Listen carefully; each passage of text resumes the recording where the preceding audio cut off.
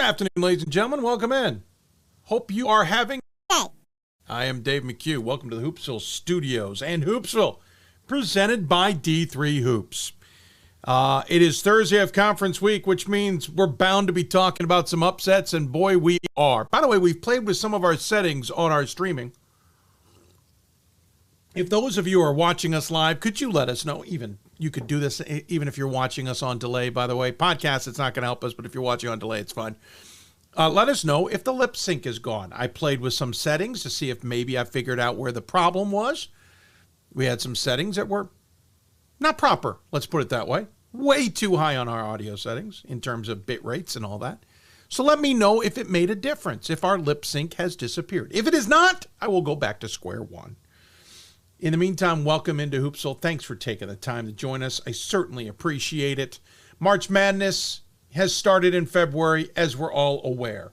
And boy, oh boy, is there, we're already seeing ripple effects.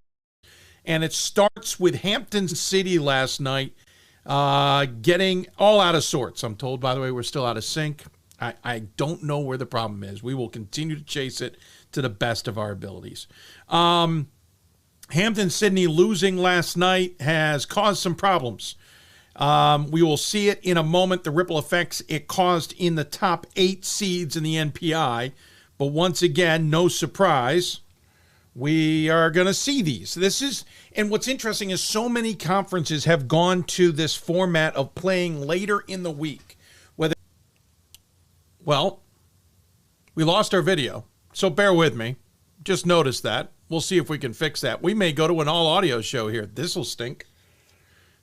Because I got some great video ahead of us, but we just did lose our cameras, and I don't know why. So we will try and refresh that and get that solved here in a minute, but we'll keep talking in the meantime. But once again, whether it's conferences who decided to go later into the year or week to avoid missed classes or to put in some buys, or whatever the case may be, most of the bigger games are now starting to take place. It started with Hampton-Sydney losing in its quarterfinal match with Lynchburg, I believe. Yes, I believe I'm correct on that. In the ODAC, and of course, those games were being played at home sites this year, whereas the championship, or the semifinals and championship are being played at the Salem Civic Center offset. So we're already seeing the ripples, and we'll take a look. So we'll look at the women. This is the women's top 8. Sorry, I'll get rid of the banner that we have on the screen. This is the top 8 as of last night's games. NYU continues to be number 1. Bowdoin continues to be number 2. So is Scranton at 3, Illinois Wesleyan at 4, Baldwin Wallace at 5, Gustavus Adolphus at 6, Whitman at 7, and Gettysburg at 8. All of those 8 stayed the same. Their NPI numbers shifted. NYU's went down a smidge. If memory serves, somebody's went up. I don't remember the details. I think Baldwin Wallace's might have gone up, but most of them went down. Because remember, their opponents now, and this is what I found so fascinating with the heel point system in Maine at the high school level. You may not play, but your resume changes, just as we've discussed in results versus regionally ranked opponents and strength of schedule. All those numbers adjust as the opponents you played play more games or lose more games. So if a team goes out there who was 500 and now lost, they're below 500. Now you play a team that got their 20th win because they got a big win this week and you haven't played, so your numbers all change. Now on the women's side, nothing changed. On the men's side, a whole lot changed. When we showed you this graphic on Monday, Randolph-Macon was sitting in 4th. Randolph-Macon has done nothing, best of my knowledge, unless I completely missed something. Randolph-Macon's done nothing to hurt their resume. Except, as I mentioned, Hampton-Sydney lost. Lynchburg won. It had an impact on the way things played out. Also, Randolph-Macon played Shenandoah last night. Got a 30-point win. Shenandoah is not exactly a huge resume booster. They're 10-16 to finish the season. And so that all had an impact. So Wesleyan's still number 1. actually improved its resume, believe it or not. NYU is number 2. I think that gap actually increased, but it's significant anyway. Platteville is 3rd. Trinity is now 4th. Trinity, Connecticut has moved up to 4th. La Crosse leaps to 5th. Emory remained at 6th. Randolph-Macon went from 4th to 7th. They got a win. Hampton-Sydney lost. Macon falls to 7th. And Tufts enters the top 8, replacing Hampton-Sydney. Remember, the top 8 are quote-unquote protected. So that's where this gets really, really interesting. Why? How does it all play out? To be determined. There's so much basketball that's going to be played between Thursday night, Friday night, Saturday night, and Sunday afternoon. It is going to move pieces around. It could impact the top 8. It will impact the top 16. It very well will impact the at-large conversation. If you are a bubble team right now, buckle up. And you know what? It's not different necessarily than in years past with the strength of schedule results versus regionally ranked opponents, win-loss percentage and all that, except we're seeing it in the hard numbers in front of us. We can argue in circles on whether the dials are dialed in where they should be. And I'm sure the guys like Matt and Zach at D3 Datacast and Scott on the women's side can certainly hash that all out when the season ends. And you remember, the D3 data guys, we should have mentioned this last week, actually did a comparison last week that we retweeted or tweeted out about that literally looks at who benefited from this NPI and who's losing out from going to the NPI based on the schedules they had and what their resume last year would have looked like. So whether the dials are right, I'm not diving into. I'm just pointing out that these numbers are changing. It has had an impact, and it's fascinating. Randolph-Macon, again, moving down 3 slots. Trinity jumps into 4th. I think they jumped ahead of La Crosse. I could be wrong on that. Emory stayed at 6. So Randolph-Macon fell from 4th. I think Trinity moved up from 5 to 4. La Crosse moved from 7 to 5, going past Emory. Hampton-Sydney dropped out, and Tufts moved in. Now, what I should have done was had a comparison. I lost track of the graphic I had from Monday, so I apologize for that. But really interesting how this is all going to play out. And again, we will find out how impactful this will be when we get to the other side of the weekend. Quick notes, broadcasting notes, as we'll go back to just a regular graphic. Apologize, our cameras have disappeared on us. We'll try in the break to see if we can resurrect them. Worst case, you'll at least see from you'll at least see one of our guests, we hope. Knock on wood. A reminder that Sunday's show, right now scheduled for 6 p.m. Eastern Time, will be hosted by Pat Coleman. Pat will be joining us on the show, or will be hosting from his place, the show. I will be out of town due to meetings. I thought I might make a cameo. Probably won't. We'll let Pat handle the show as he needs it. He doesn't necessarily need me. I'm not going to add anything necessarily to the conversation. But Pat will have it. He'll have guests on, maybe who are on the bubble and hoping to hold on. Those who maybe are surprised at AQ bids. Hopefully a conversation with the National Committee chairs. We're working on that, see if he can chat with them. And he'll have, I'm sure, Ryan on and some others about the data and bracketing. Bracketing is going to be the big conversation on Selection Sunday. In years past, it's who's in, who's out. We've had a huge crowd going, well, we think this, and we have our experts on, and we try and hash it out as a committee and figure out who should be in. And normally, we're pretty good. On the men's side, we usually, on average, miss 1 of the at-large bids, which is pretty impressive. On the women's side, there's years we've got them all, and there's years we've missed 1. This year, we don't have that. It's just about bracketing and just about that conversation. So that will be a little bit different. He may have Ryan come and go, kind of updating as he goes along with the bracketing. So that will be Sunday at 6. Then normally Monday we have a show in the evening breaking down the brackets. We'll move that to Tuesday afternoon, noon Eastern time. So Tuesday noon, you will see the bracket show. as we hopefully again talk to the committee chairs about how it all broke down on Sunday night and how they came out with their brackets and everything moving forward into the NCAA tournament. Plus, we'll talk to some teams who are into the NCAA tournament. And reminder that the bracket shows are coming out this on Monday. Due to a miscommunication, there is some confusion out there. Men's show is at noon Eastern time. Noon. Bracket show, I'm calling it the bracket show. They're still calling it the selection show. Noon Eastern time. That will be hitting. Go to d3hoops.com for the links to that. Pat Coleman will be co-hosting that. The women's show will be 2:30 Eastern time, p.m. Eastern time. Pat will be hosting that again, d3hoops.com for your links. So men at noon, women at 2:30.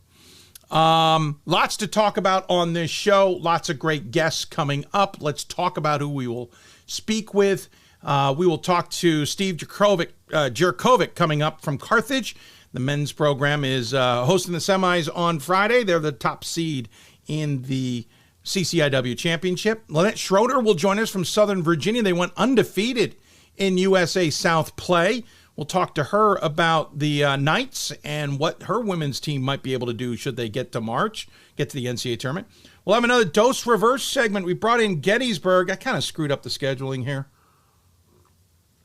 I just had Franklin and Marshall on Monday's show, so I probably should have taken a skip here. But we really wanted to talk to Nate Davis from the 12th ranked Bullets program, and B.J. Dunn and his men's program got a resounding win in the opening round of the Centennial Tournament on Tuesday against Dickinson. They take on Hopkins, who they've lost twice to. That game was on Friday. So we'll have both of them on to talk about the other program. Nate will talk about the men, and B.J. will talk about the women. We always get good insight that way. Corinne Jones, Jones, I see a typo in my own script here, from Brockport will be joining us to talk about their first season in the Empire 8 and how well that has gone for them as a top seed, and the fact that they're playing another SUNYAC team coming up here in the next round of the tournament. And then we'll talk to Union. If you have not paid attention to the Union men's program, you are missing a heck of a story. Chris Murphy and Matthew Garside will join us. Matt has hit 3 buzzer beaters this year to win games for the Garnet Chargers. So Chris Murphy and Matt Garside will join us to talk all about that. And we will show you all 3 of those buzzer beaters, all 3 taking place at home, and the most recent one on Tuesday propelled Union into the semifinals of the Liberty League Conference. So that's all ahead here on Hoopsville. And while we take a moment, because it'll come up in the Union conversation by chance, we send our thoughts out to all of those who knew or loved Gene Hackman. The actor announced this morning that he had died.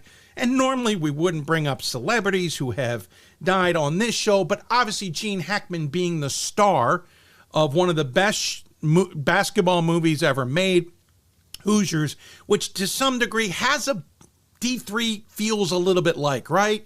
It's the David and Goliath idea. D3's always been kind of shunned and pushed aside, and, oh, aren't you cute playing D3? And yet it's better basketball. It's championship winning basketball. And these D3s can obviously go up against D1s and D2s and win some games. So there's a little bit of a connection with Hoosiers. So our thoughts with everyone on the sad news that Gene Hackman has died. He, his wife, and their dog found dead in the home in Arizona. No foul play is suspected. Seems like maybe they're looking at carbon monoxide, unfortunately. Gene Hackman was 95. And with that, we'll take a break. When we come back, we will talk with Steve Djuricovic. You'll see him, hopefully.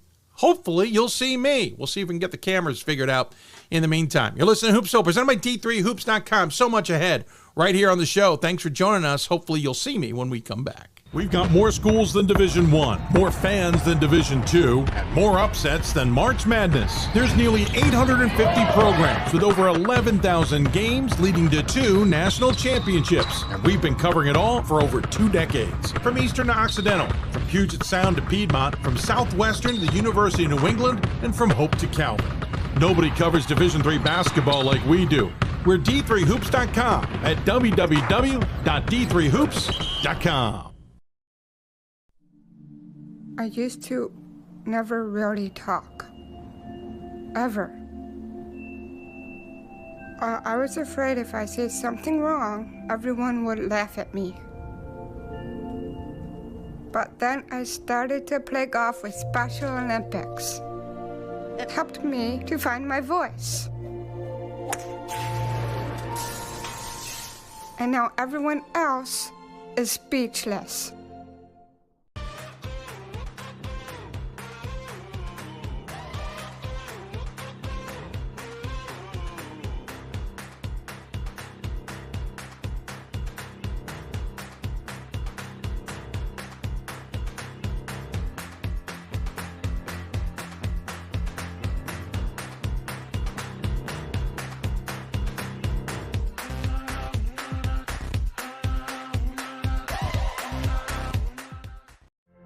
Football has taught me a lot throughout my life. It's definitely had a huge imprint on who I am as a person. Competing at a Division III level created that opportunity for me to go to college. Not only was I the first one in my family to graduate college, but I was really the first one to even go. Being the first one, I'm breaking that cycle, and now that I've graduated, I'm not sure what's the next step, but I know I have a lot of doors open. And a lot of those are open because I played football and ran track here at Otterbein. The National Association of Basketball Coaches is the nation's premier professional development and advocacy organization for basketball coaches at every level. The NABC strives to serve as the voice for coaches on national issues while advancing the core value of leadership, service, advocacy, education, and inclusion. To learn more about the NABC and to become a member, visit NABC.com and follow the NABC on social media at NABC 1927. That's NABC.com or NABC 1927 on social media. It's on us to stop sexual assault. In any way that we can.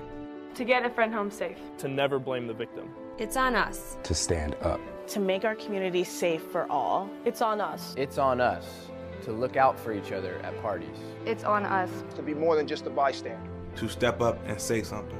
It's on us. All of us. To stop sexual assault. Learn how and take the pledge at itsonus.org.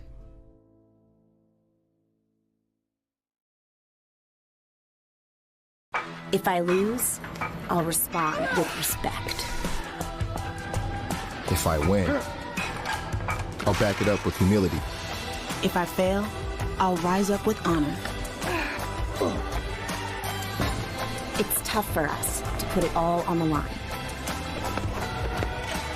Don't undo my hard work with poor sportsmanship. Respect. It's the name of the game. Coach of the Year, Administrator of the Year, All-America Team, Wade Trophy. The WBCA doesn't just honor coaches, but players, administrators, and much more.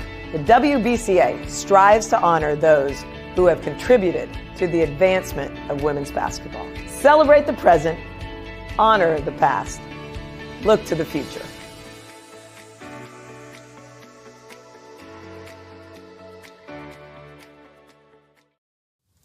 Welcome back to Hoopsville, and welcome back to our cameras. We're able to reset things. Hopefully we don't lose them. I know this camera shot's a little wider than it normally is, but at least you get to see the entire studio this way, so maybe we'll just leave this one alone.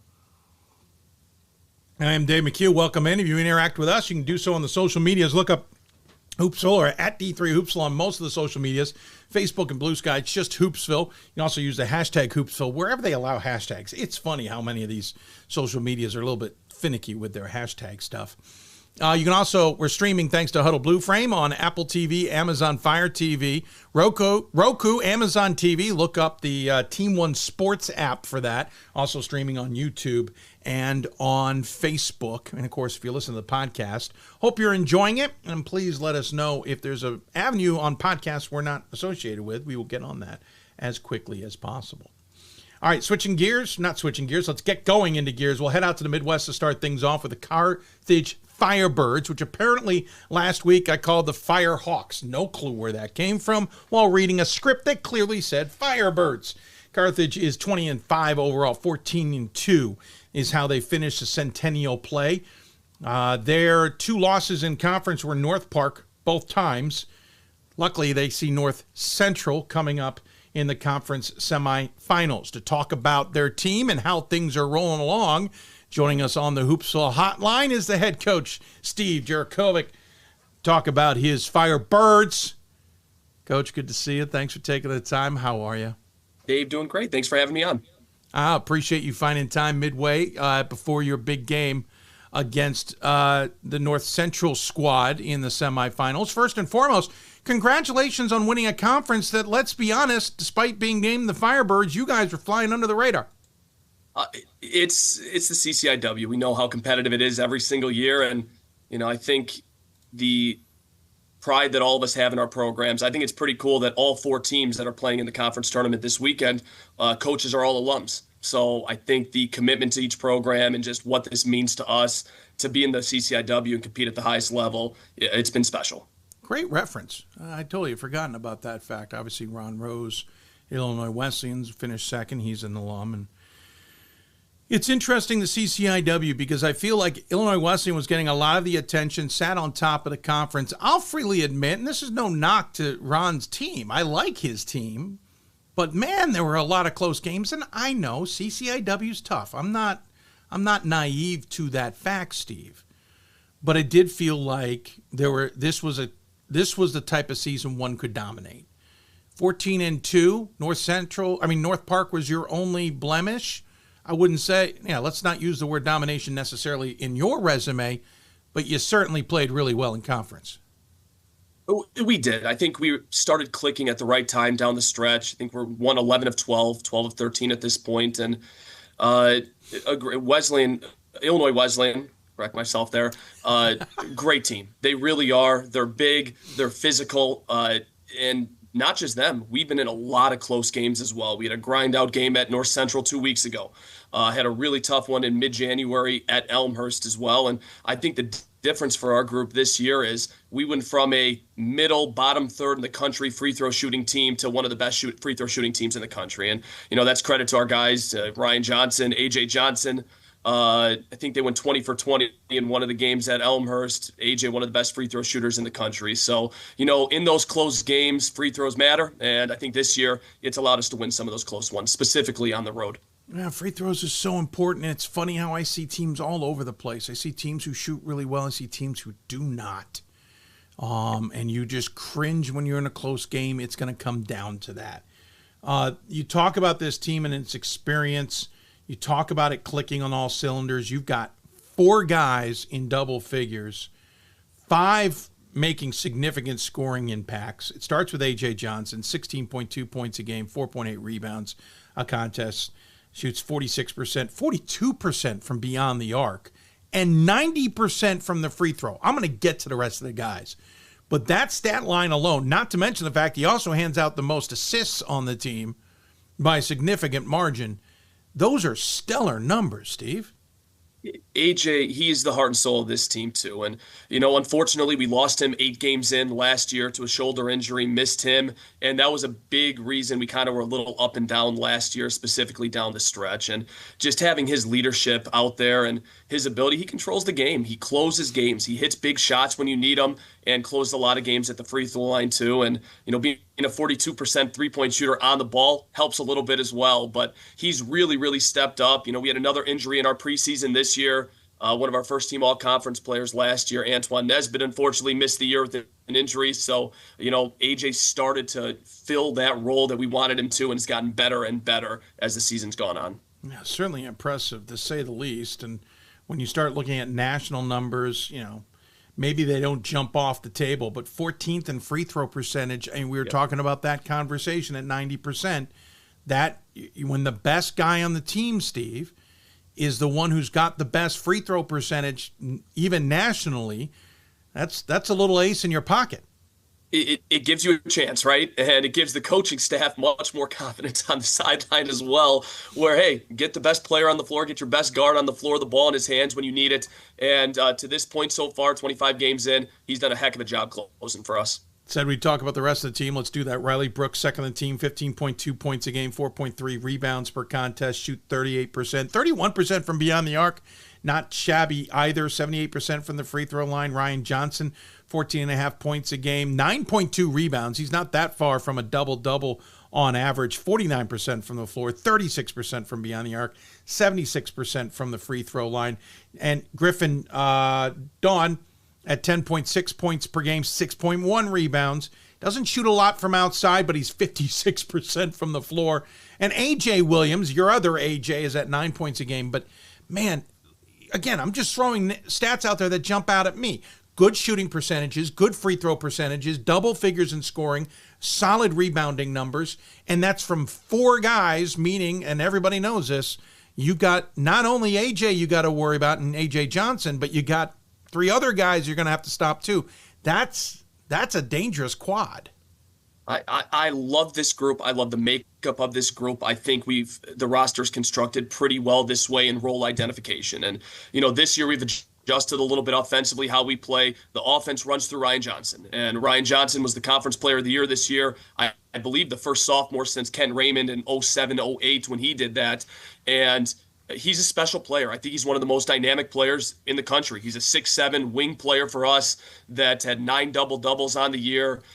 Excellent defensive player that can guard 1 through 5s, and a lot of the times the offense starts through him. And then you toss out Riley Brooks, who is a big shot maker, Division II transfer this past year, won a conference championship at his Division II last year, 2 for 2 now, won his conference championship this year with us.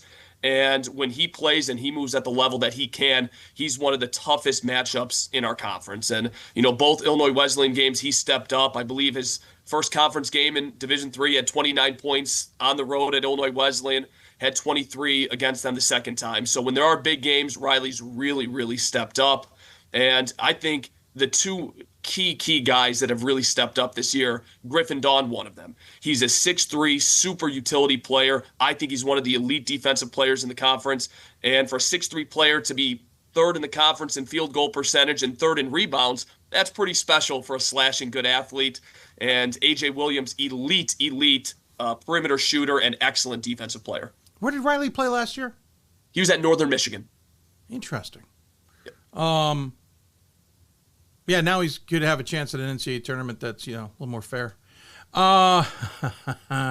There's so much consternation in D2 right now, and I sit back just smirking about it. All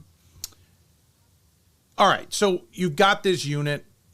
You get through the conference. Again, I think Illinois Wesleyan was taking a lot of the headlines. You guys are flying a bit under the radar. And granted, the blips to North Park, I think, certainly caused some, like myself, to go, oh, wait a minute. You're heading into the conference tournament at this point, and you do have North Central ahead of you on Friday. You're hosting. Chance to win the conference title at home, and I know you got to get through the semifinals first, so we'll start there. What are you expecting from North Central? You've beaten twice. What do you think you're going to have to deal with, and what are you going to have to do to get past them to the championship game at the very least? One of the toughest offensive basketball teams that we played all year. They don't turn the ball over. They get good shots every possession. They have 3 seniors, specifically Terrence Moncrief, who I think is one of the most underrated players in the area. For a 6-foot guard to be 55% from the floor, 42 from 3, he's a special player, can get to the rim, quick first step. And then this hopefully is the last year of the Hellwig crew, but Ethan Hellwig, a 5th, 6th, I don't even know at this point, but as clutch of a shot maker as we've had in this conference in a long time. He showed it Tuesday at North Park, hit a 25-footer to win the game for them. And when he gets it going, he's a really, really nightmare of a matchup for a 6'5" guy that can space it and shoot it. So our job's to keep him from getting good looks there, control the dribble drive with Moncrief and Gaston, and we know it's going to be a battle. They're a really good basketball team. Both of our matchups early this year went all the way down to the end. So we know they're going to come in with a ton of confidence with their win Tuesday, but it's on us to protect home court. Steve, what's the difference in the games? You played them back on January 15th at your place. You dominated 193-78. You see them again on February 12th at their place. They basically score the same at 71. You score 20 points less at 73 and win by 2. What was the difference between the two other than location? At home, we shot the ball very well in that first one. I think they tried to switch into a zone a little bit to mix it up, and I think we hit 3 straight shots, which kind of extended it. That was a tie game with about 7 minutes to go at our place. So it was a close one all the way till that point when we kind of extended on the offensive end. At their place, I thought they came with a little bit better energy. I thought defensively they did a better job on us, matchups how they wanted to it, but missed some good looks as well. And I know it's probably going to be similar to that second game. It's going to be a physical battle, and we got to come ready to go. I was trying to find you guys in the latest NPI numbers, and admittedly, you're further down than I thought you might be. So even with a CCIW win, you're probably heading on the road. You probably have to win. I haven't checked the D3 data, guys, see if you're safe. But you probably just have to make sure to win the darn conference. And then you're probably hitting the road. Is that actually maybe a better feeling? You just know what the landscape is ahead of you. You know there's nothing you can do about it, and so on and so forth. Let's move on. It's been interesting following this NPI and learning as it goes. And there's been some very surprising results where you win a game and you go from 16 to 19. Another team in your conference loses a game and may go down only one spot. We just saw it last night with Randolph-Macon. It's been very we're still learning. We're still trying to see how it goes. Either way, the only way you can guarantee yourself in the NCAA tournament is winning this weekend. So that's our mindset. That's our goal. For 25 games, we've taken it one game at a time. We're getting ready for North Central. I think we've put ourselves in a pretty good spot. I don't have to politic to anybody anymore outside of the computer. So I think we've put ourselves Finally, in a someone pretty admitted good it. We put ourselves in a good spot. I think we deserve to be in the NCAA tournament. I think we've done it through 25 games so far, but we know what's at stake. We know we got to come ready to go this weekend to hopefully win and not have to sweat anything coming on Monday. It's amazing when the system gets put away into the closet, everyone comes out going, yeah, we politicked. Don't have to do it. Yep. Not that we didn't know. By the way, D3 data guys have you as a lock to get into the NCAA tournament no matter what. It's the fact that you'll probably be on the road. That said, and I don't think this will happen, Illinois Wesleyan men will not be able to host because their women are probably in such a strong position. But I doubt they're going to take Illinois Wesleyan's pod and send it to you guys. I don't think that's necessarily fair. Again, out of your control, and I know you got to get through the weekend because that will have an impact on A's and B's and C's and where everything goes. What's this season been like, Steve? Like, you talked that it's clicking on the right cylinder. This isn't a program that's suddenly come on, but 17-10 last year, 18-9 the year before that, 9-16 through the post-COVID year.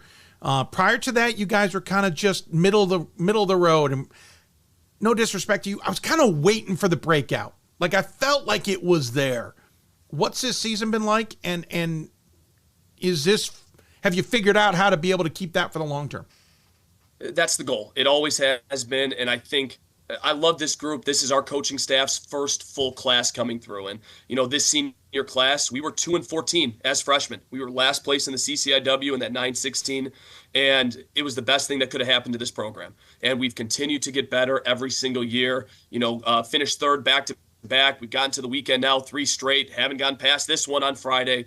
But this group has been special to work with. It's by far the best practicing team that we've had here now in the last 5 years. I think that helps the focus, the mentality of this group. And, we are sort of the underdogs. We always look at it that way. That's how we sort of approach every single matchup. And I think just getting that opportunity to see the growth for these last 4 years since the COVID year and just seeing the improvement of the program, we feel like we've done it the right way, right? And you're starting to set the program up for success, not just, we don't want this to be a 1 year, sort of blip. We want to continue the program, be one of the top teams in the CCIW. At this point, we return all 5 of our starters next year as well. So I think our program is really trending in the right direction. It's certainly impressive. And listen, 5 losses in the season, Platteville, Anderson, Chatham, North Park twice. Chatham's about the only one you kind of go, really? Even though we do know Chatham's a decent program. Don't get me wrong. They're 21-4 this year. But it's one that maybe doesn't stand out to anybody. My point being, you're obviously having a stellar season, and it's fun to see the Firebirds. I'm just going to drive that home until to see this program back in this conversation in this way. And I think it's nice and apropos that you kind of flew under the radar, to be honest. I agree. We'd rather have it this way. We prefer it. We go out. We challenged ourselves early. We went on the road to Anderson, 20-win team, conference champ. Went on the road to Platteville. Played 2 conference champions down in Nashville, in Spalding and Chatham too. So we wanted to play as good of a schedule as we could to prepare us for this moment. And I think our guys have really, stood up to the challenge. We knew early on that 5-game road stretch I mentioned before we got on the air, we had to play 5 straight. That was at Anderson, at Platteville, at Whitewater, at Augustana, at Illinois Wesleyan. That's as tough of a stretch as anybody could play in the country, and I think it helped us getting to this point. Yeah, you had a game against Knox thrown in the middle there, but we had a couple home ones in there too. I think we played Knox, but still, but 5 road games, that's a tough stretch. Yeah, you started the season 1, 2, 3, 4, 5, 6, 7, 8 games before the new year were all on the road. Yeah. And you played 1, 3 at home. Yep. Yeah, so I get it. By the way, Vegas, always available, sir. I'm telling you, great event there. Bring the women's program and let's go. I like that plan. Let's do it. Give me a ring. We'll get you in touch with those who you need to get in touch with. Let's do it. Hey, Steve, appreciate the insight. Got to let you go. I know you're busy trying to get ahead on Friday anyway, but I appreciate the time you gave us. Really appreciate the insight, too. Please tell your dad I said hello, by the way. Will do. It's been a while since we had Bosco on this program. But congratulations. Really impressive.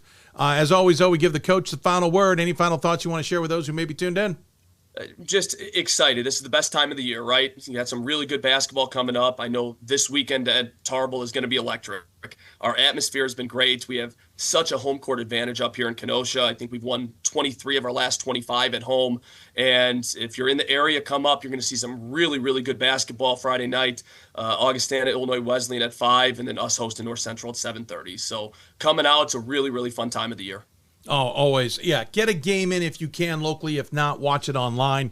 Join the fun with the rest of us. Of course, go to d3hoops.com for all the links you may need. But, hey, Steve, thanks for the time. Really appreciate it. Enjoy it. I have a feeling we'll be talking somewhere down the road here soon. Sure hope so. Thanks so much. Really appreciate it. You're welcome, Steve. Take care. Steve Djuricovic joining us here from Carthage on the Hoopsville Hotline. Again, they are 20-5 this season, 14-2 in conference play is how they finished North Central ahead in the conference tournament. We'll take a break. When we come back, we will switch gears, talk women's basketball, and we are heading to Virginia. Southern Virginia dominated the USA South. We'll talk to the coach about that coming up. You're watching Hoopsville, presented by D3 Hoops. Back with more after this. For the love of the game. But for those of us who are Division III student athletes, it's more than that. A lot more. Sure, the game is important, but as we work so hard to build both mind and body, it's more about team. That is why NCAA Division III teamed up with Special Olympics, and in giving the gift of sport to those for whom it seemed an impossible dream, we are working to make this a better world. Help us keep that dream alive. You can make a difference. We are the coaches of women's basketball. We are leaders and teachers, dreamers and winners.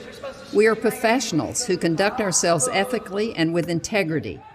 We place the education, safety, and well-being of the athletes we coach above all else and teach them the fundamental values they need to succeed in life. We are coaches united for the good of our game and those who play it. We are the WBCA. We've got more schools than Division I, more fans than Division II, and more upsets than March Madness. There's nearly 850 programs with over 11,000 games leading to 2 national championships. And we've been covering it all for over 2 decades. From Eastern to Occidental, from Puget Sound to Piedmont, from Southwestern to the University of New England, and from Hope to Calvin. Nobody covers Division III basketball like we do. We're d3hoops.com at www.d3hoops.com. The National Association of Basketball Coaches is the nation's premier professional development and advocacy organization for basketball coaches at every level. The NABC strives to serve as the voice for coaches on national issues while advancing the core value of leadership, service, advocacy, education, and inclusion. To learn more about the NABC and to become a member, visit nabc.com and follow the NABC on social media at NABC 1927. That's nabc.com or NABC 1927 on social media.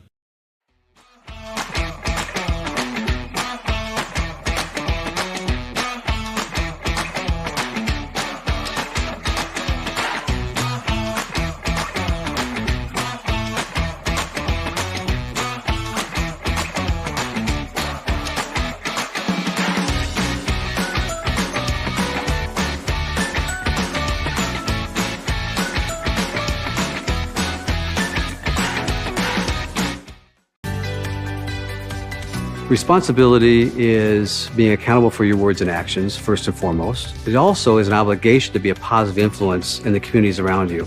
Being in a D3 program, you're going to have lots of different opportunities. You're not just an athlete, you're also involved in student life. Your academics are extremely important. We give a lot of our student athletes responsibilities right from the start by giving them leadership opportunities, by having them engage in the community, be a positive influence. That's being a responsible person.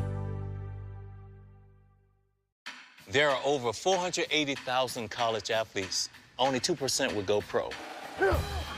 That means over 470,000 will not get a shoe contract. No autographs. No private jets. No fan clubs. No Hall of Fame inductions. Instead, they will walk away with something much more valuable.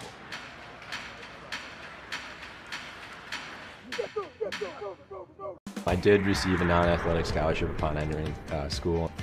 I got the presidential scholarship, which was huge for me.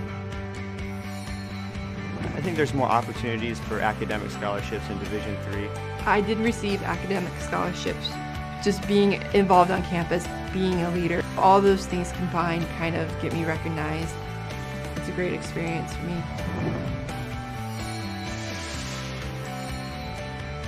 We've got more schools than Division I, more fans than Division II, and more upsets than March Madness. There's nearly 850 programs with over 11,000 games leading to 2 national championships. And we've been covering it all for over 2 decades. From Eastern to Occidental, from Puget Sound to Piedmont, from Southwestern to the University of New England, and from Hope to Calvin. Nobody covers Division III basketball like we do. We're D3Hoops.com at www.d3hoops.com. Coach of the Year, Administrator of the Year, All-America Team, Wade Trophy. The WBCA doesn't just honor coaches, but players, administrators, and much more. The WBCA strives to honor those who have contributed to the advancement of women's basketball. Celebrate the present, honor the past, look to the future.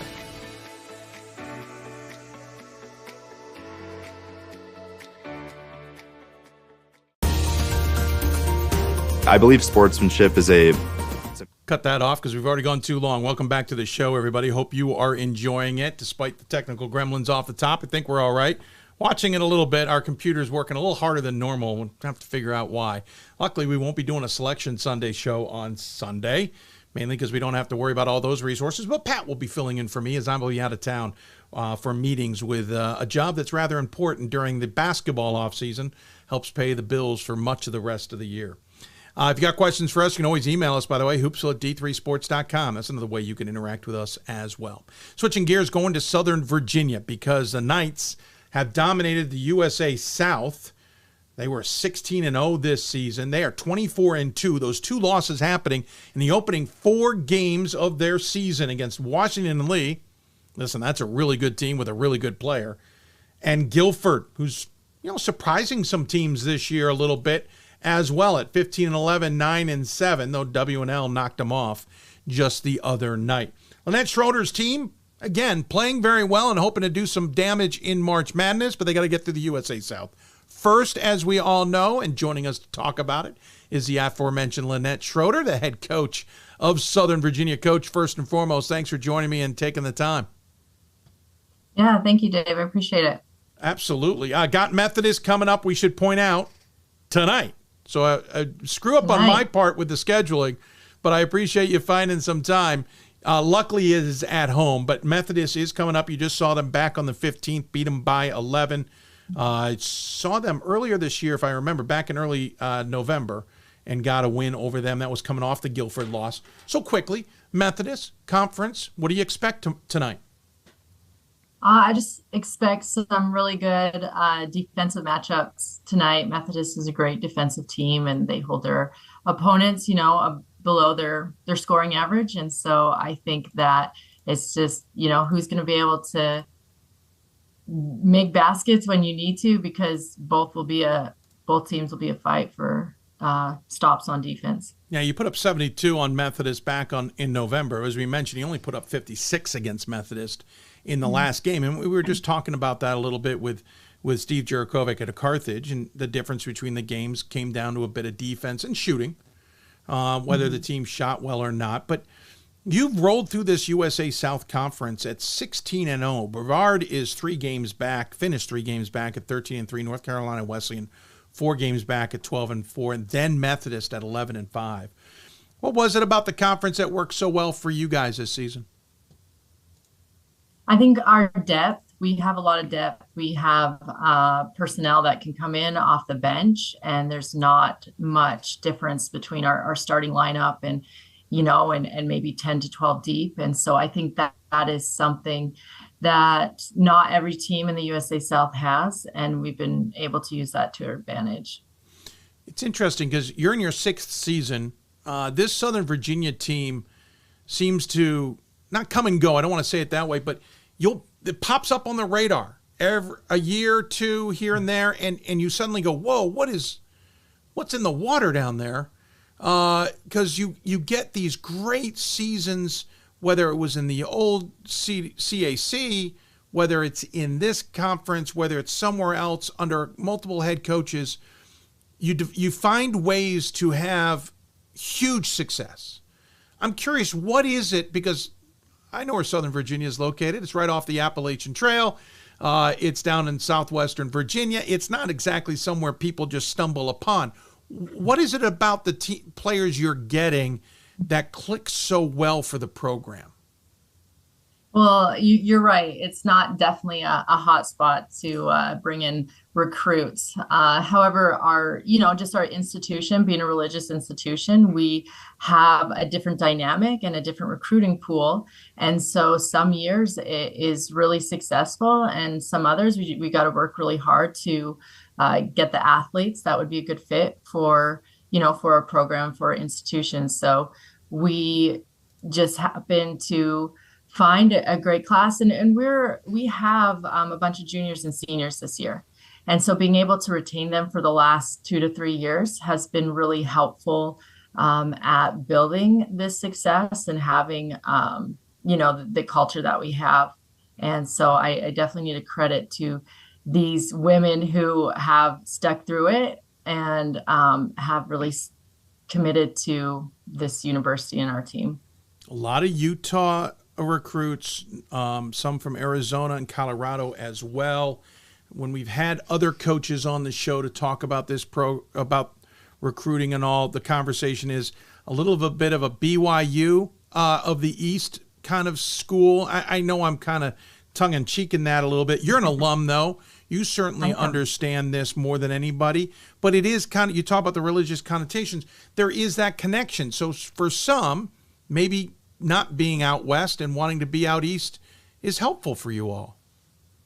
Yeah, absolutely. And, we do align our values and principles with BYU as members of the Church of Jesus Christ of Latter-day Saints. And so we're able to, the more known we become, the more opportunity we have to find those athletes that are members of the church and may not, want to go out west or can make BYU's team and but are very talented and really help us. Yeah, we should point out this is not atypical. I mean, Messiah, Hope, Calvin, Yeshiva. We can go through a long list of schools that have that unique characteristic, and I say unique because they lean on it. That's what they want to be. Heck, Liberty, right, in Division I. Yeah. Regent, that's coming into Division III. Bob Jones, that tried to come in Division III. Again, we can go through this. So that is certainly part of the culture and certainly, as you say, part of the recruiting aspect. But your program has turned into a bit of a juggernaut. 23.5 point margin of scoring. You're shooting 40% from the floor as a team. I'm sure your outside shooting you would love to improve. It's 28%.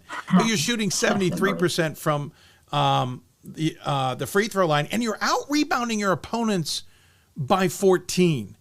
We'll get into the nitty-gritty of the individuals because there's some things that fascinate me with there too. And you'll understand maybe more when I get to it. But those are significant numbers, Coach. Other than the outside three-point shooting, really good shooting, really good rebounding, taking care of the ball.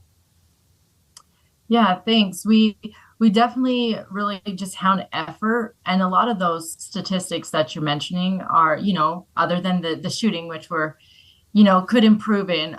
It just comes down to just that mental fortitude and just putting in that effort and the nitty gritty, which we hound all the time. And so when it comes to our outside shooting, I pretty much, if you're open and you feel like you can shoot it, you're going to shoot it. So that can either be good some days, and it can lead to, a smaller percentage, which has been the case lately. But we have faith and belief that our athletes, we work on it all the time, that if they're ready to shoot, they need to shoot, because we can rebound. And so it does give us an opportunity to get some O boards and, maybe get some easier buckets.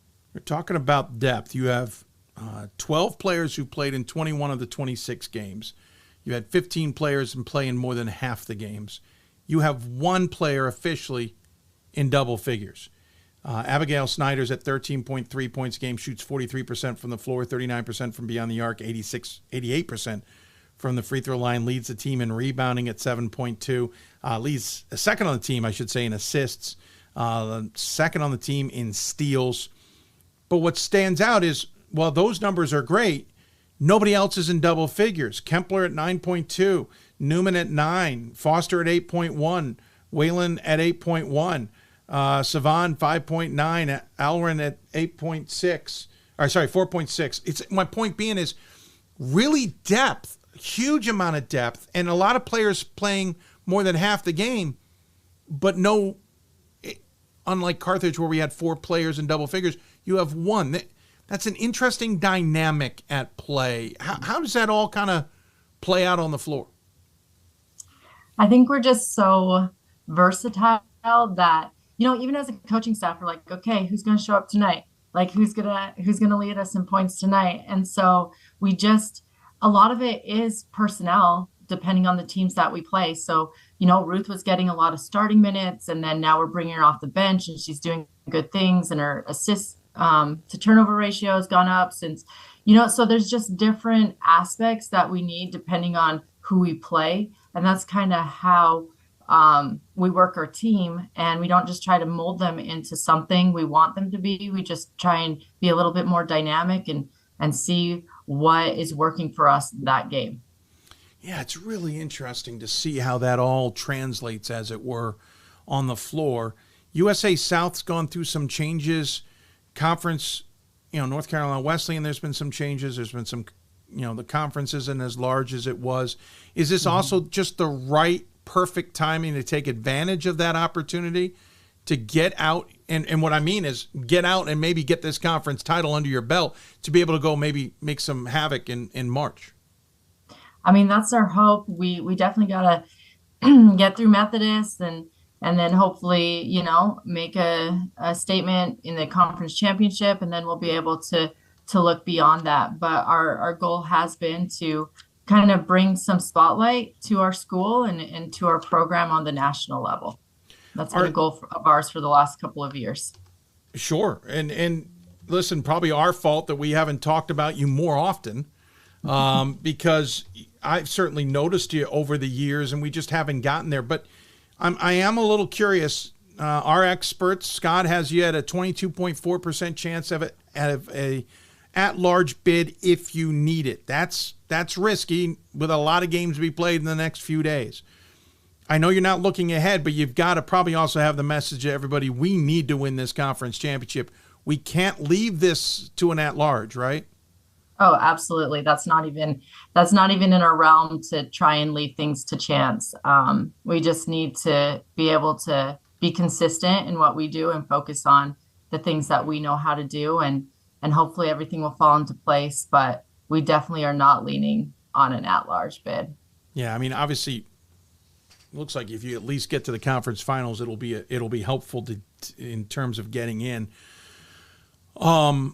What's the atmosphere on campus like? I had a friend of mine who did the Appalachian Trail this year, did it all the way through, and he stopped at Southern Virginia for a bit of a rest day, checked out the campus, sent me some video, because I hadn't been to the campus before, even though I've driven by it a few times.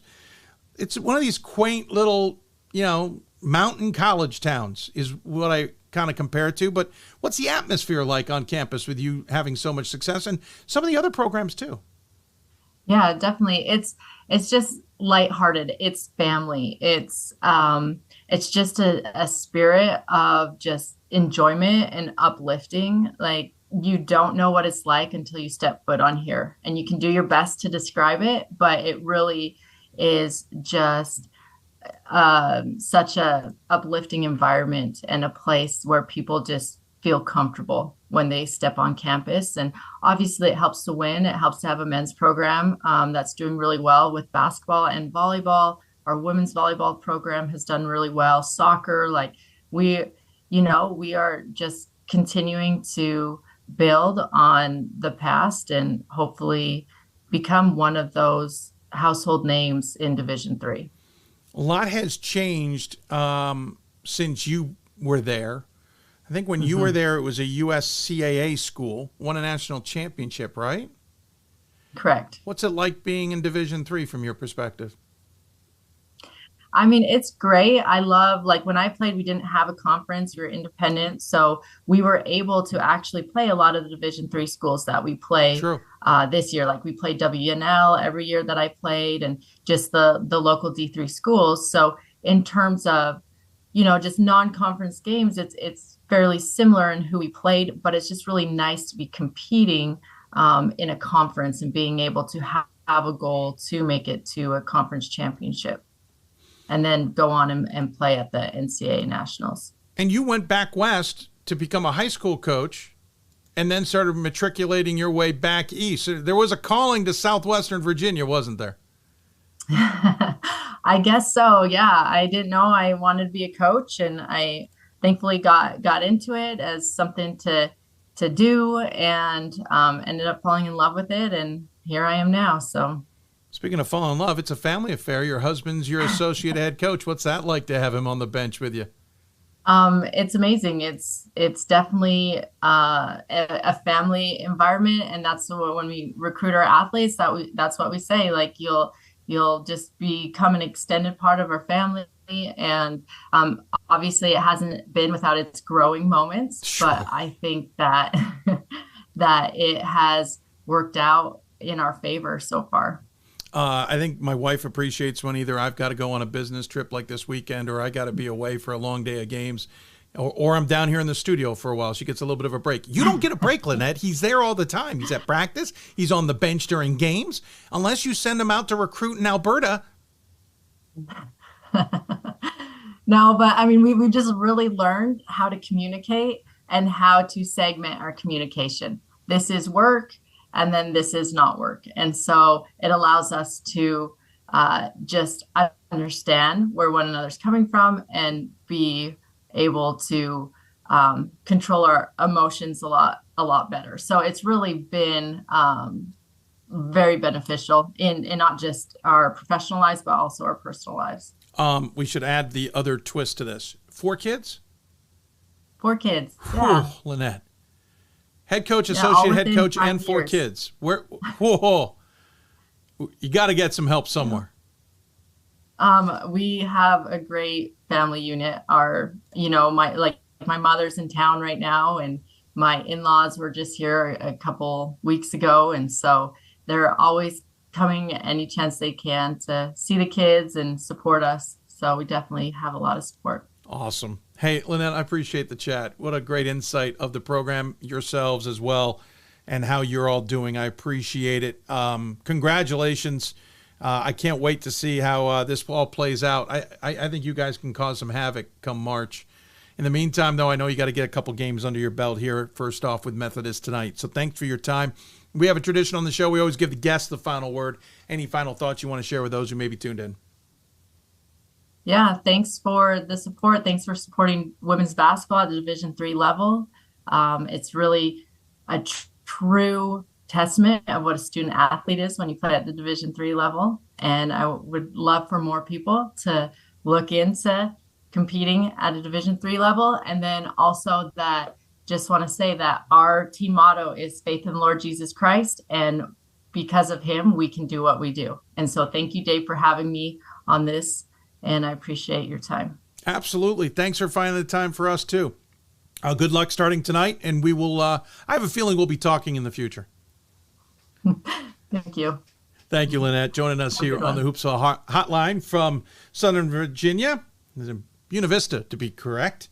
Again, they got Methodist coming up tonight in the next round of the USA South tournament. Plenty ahead. Again, they get bracketed just right. They could make some waves in March. Keep an eye out for them. We'll take another break. When we come back, we will talk more. We'll go dose reverse. We're heading up to Gettysburg. We're going to have both coaches on from both programs, but they're not allowed to talk about their program. They got to talk about the other program. We'll have B.J. Dunn and Nate Davis from Gettysburg coming up. You're listening to Hoopsville, presented by D3 Hoops. Back with more after this. We've got more schools than Division I, more fans than Division II, and more upsets than March Madness. There's nearly 850 programs with over 11,000 games leading to 2 national championships. And we've been covering it all for over 2 decades. From Eastern to Occidental, from Puget Sound to Piedmont, from Southwestern to the University of New England, and from Hope to Calvin. Nobody covers Division III basketball like we do. We're D3Hoops.com at www.d3hoops.com. Coach of the Year, Administrator of the Year, All-America Team, Wade Trophy. The WBCA doesn't just honor coaches, but players, administrators, and much more. The WBCA strives to honor those who have contributed to the advancement of women's basketball. Celebrate the present, honor the past, look to the future.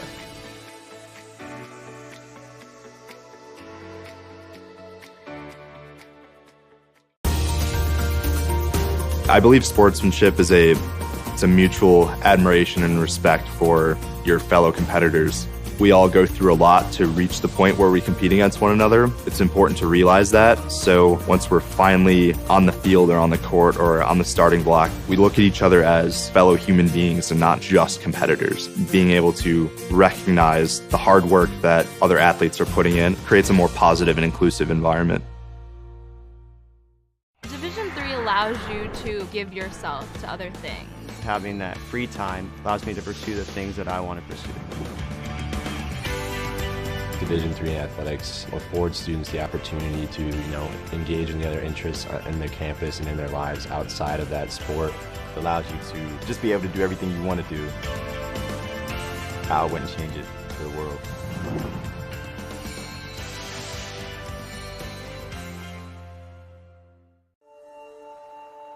We are calling you, all of you. We are calling all Division III schools to join our cause. It's on us to start the change. It's on us to be the change. It's on us. It's on Division III. It's on all of us to stop sexual assault.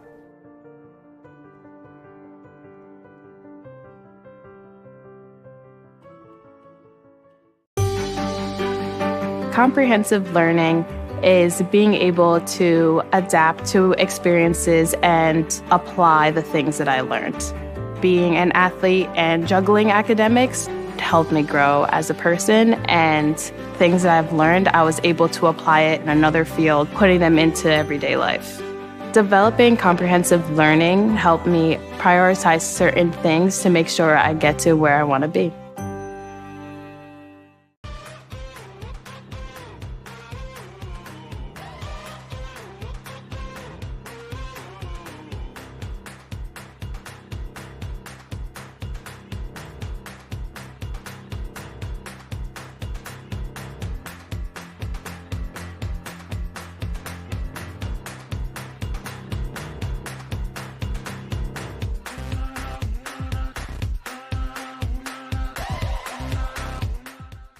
For the love of the game, but for those of us who are Division III student athletes, it's more than that, a lot more.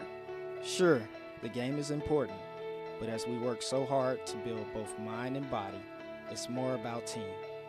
That is why NCAA Division III teamed up with Special Olympics, and in giving the gift of sport to those for whom it seemed an impossible dream, we are working to make this a better world. Help us keep that dream alive. You can make a difference. Welcome back to Hoopsville, everybody. As we continue on this matinee edition, you can email us at hoopsville@d3sports.com. Join us on social medias at D3Hoopsville, on most of them, including Twitter/X or any of the others. We'd be happy to answer your questions if you got any. Don't forget, still to come, Brockport women's basketball, and we'll talk to Union men's basketball. They've got a hot shooter out there that's giving us Hoosiers vibe. We'll talk to all of them coming up. But first, we go back to one of our new segments that has already turned into a lot of fun. We're going to give the coaches a chance to talk about their program at the start. And then we turn the tables and we throw out a reverse guard. First, joining us from Gettysburg, it's the women's head coach, Nate Davis, of the 12th ranked women's basketball program. And as we pointed out earlier in the show, they are still in the top 8 of that protected group in the latest NPI numbers. And BJ Dunn, men's basketball coach. They have had their toe in the water of the top 25 this season. Both teams playing tomorrow night in the semifinals of the Centennial Conference. Nate and BJ, thanks for joining me. Really appreciate it. It's our pleasure. It's our pleasure. Thanks, Dave. Appreciate you having us on. Absolutely. Appreciate you finding time. Nate, we'll start with you. Dominating season for the most part. You got that darn splinter in Johns Hopkins still to deal with. For the second straight year, the two of your programs beat each other and came down to a coin flip. Man, we got to change that. And a coin flip that you unfortunately lost. So Hopkins is the 1 seed. Let's get this out of the way. You lost one of your best players, Mackenzie Slozik, at 3 games, or in the 3rd game of the season. And Nate, arguably, your team got better. Yeah, I mean, you could certainly debate that. Obviously, we'll never know, ultimately, unfortunately, how good we could have been or would have been with her. Obviously, we all think that we'd be better with her, for sure. And that says a lot, considering the season we've had, that we could be potentially even better than we have been. So we feel really fortunate that other people have had the opportunity to step up in that, and they have. They've done a great job. And you don't replace Mackenzie Slozik with one person, but several people have stepped up and fulfilled that role for us, and we've been able to find ways to keep winning, which is ultimately what we're trying to do. Yes, I would argue Slozik's there. You're still a darn good team. It's just amazing. It provided you the chance, in my opinion, to get some players more experience that maybe wouldn't have come, and they have gotten better, making you a deeper team. BJ, you guys came out of the gate on fire. Really good wins along the way, including one against Maryville and Hampden-Sydney in back-to-back games. Got you into the top 25 in December. You would probably love the 5-game stretch, though, around New Year's back. That kind of seemed to not derail, but it definitely put a bump in everything. How have you guys been since? Yeah, I mean, I think, we scheduled, I think, appropriately to the team that we had, and put some really good teams. I mean, we went down to Hampden-Sydney and had an opportunity to play 2 top 20 teams and beat the national runner-up in a great game. Mary Washington is a great program. They've had a ton of success, and same as Stockton. And then, you got to play Hopkins, who's had our number this year. We're looking forward to, the 3rd game tomorrow night. But I don't think we would have changed anything. I think it helped us learn a lot about our group, battle through some adversity. And again, I think the challenge of our non-conference schedule prepared us really well for, conference play, and we're ready for, kind of a win or go home the rest of the way here. So, not much we would have changed. It definitely taught us a lot about our group and what we can handle. And it's where this program has projected it to be. And if we want to compete nationally, we have to be able to play a national schedule. And I think we certainly have done that. Obviously, you'd like to win some more games, but I think we'd sit here and say 20-6 has been pretty good so far, and hopefully we can go get 21. Yeah, you've won one more than you did last year, so that's certainly an improvement. And quickly, I will throw the reverse card out there, but because the semifinals are coming up, BJ, it's not easy here because you got to play Hopkins, who you lost to twice this season, and most likely can't write it all in the books. I know you don't feel this way. You're going to see F&M maybe in the championship game, who you just lost to on Saturday. This is obviously going to be a tough weekend, but with what you've had this season, does it make it tougher, or does it add to the motivation? Yeah, I mean, I think when you look at both our Hopkins games, they both were 2-possession games, and they could have gone either way. Down in Baltimore, they made 6 more free throws than us, same field goals, same threes. We took 15 more shots. So I think we look at it as, we just got to be able to put the ball in the basket a little more and keep them off the free throw line. We beat, F&M at their place, which is really, really difficult to do in league play. So I think we have a lot of confidence against both teams, knowing that it can be done. It wasn't like it was multiple possession losses. So Our guys are confident, they feel prepared, they feel ready. And, again, this is a group that, has really rebuilt and rewrote this program. And they want to get out of the semifinals. And I think that's the only motivation that our seniors need right now. Nate, you've got Washington ahead of you. You only played them once in this newfangled conference schedule. I had an interesting conversation after the men's game about the future of this conference schedule. I don't think it's going to last too long.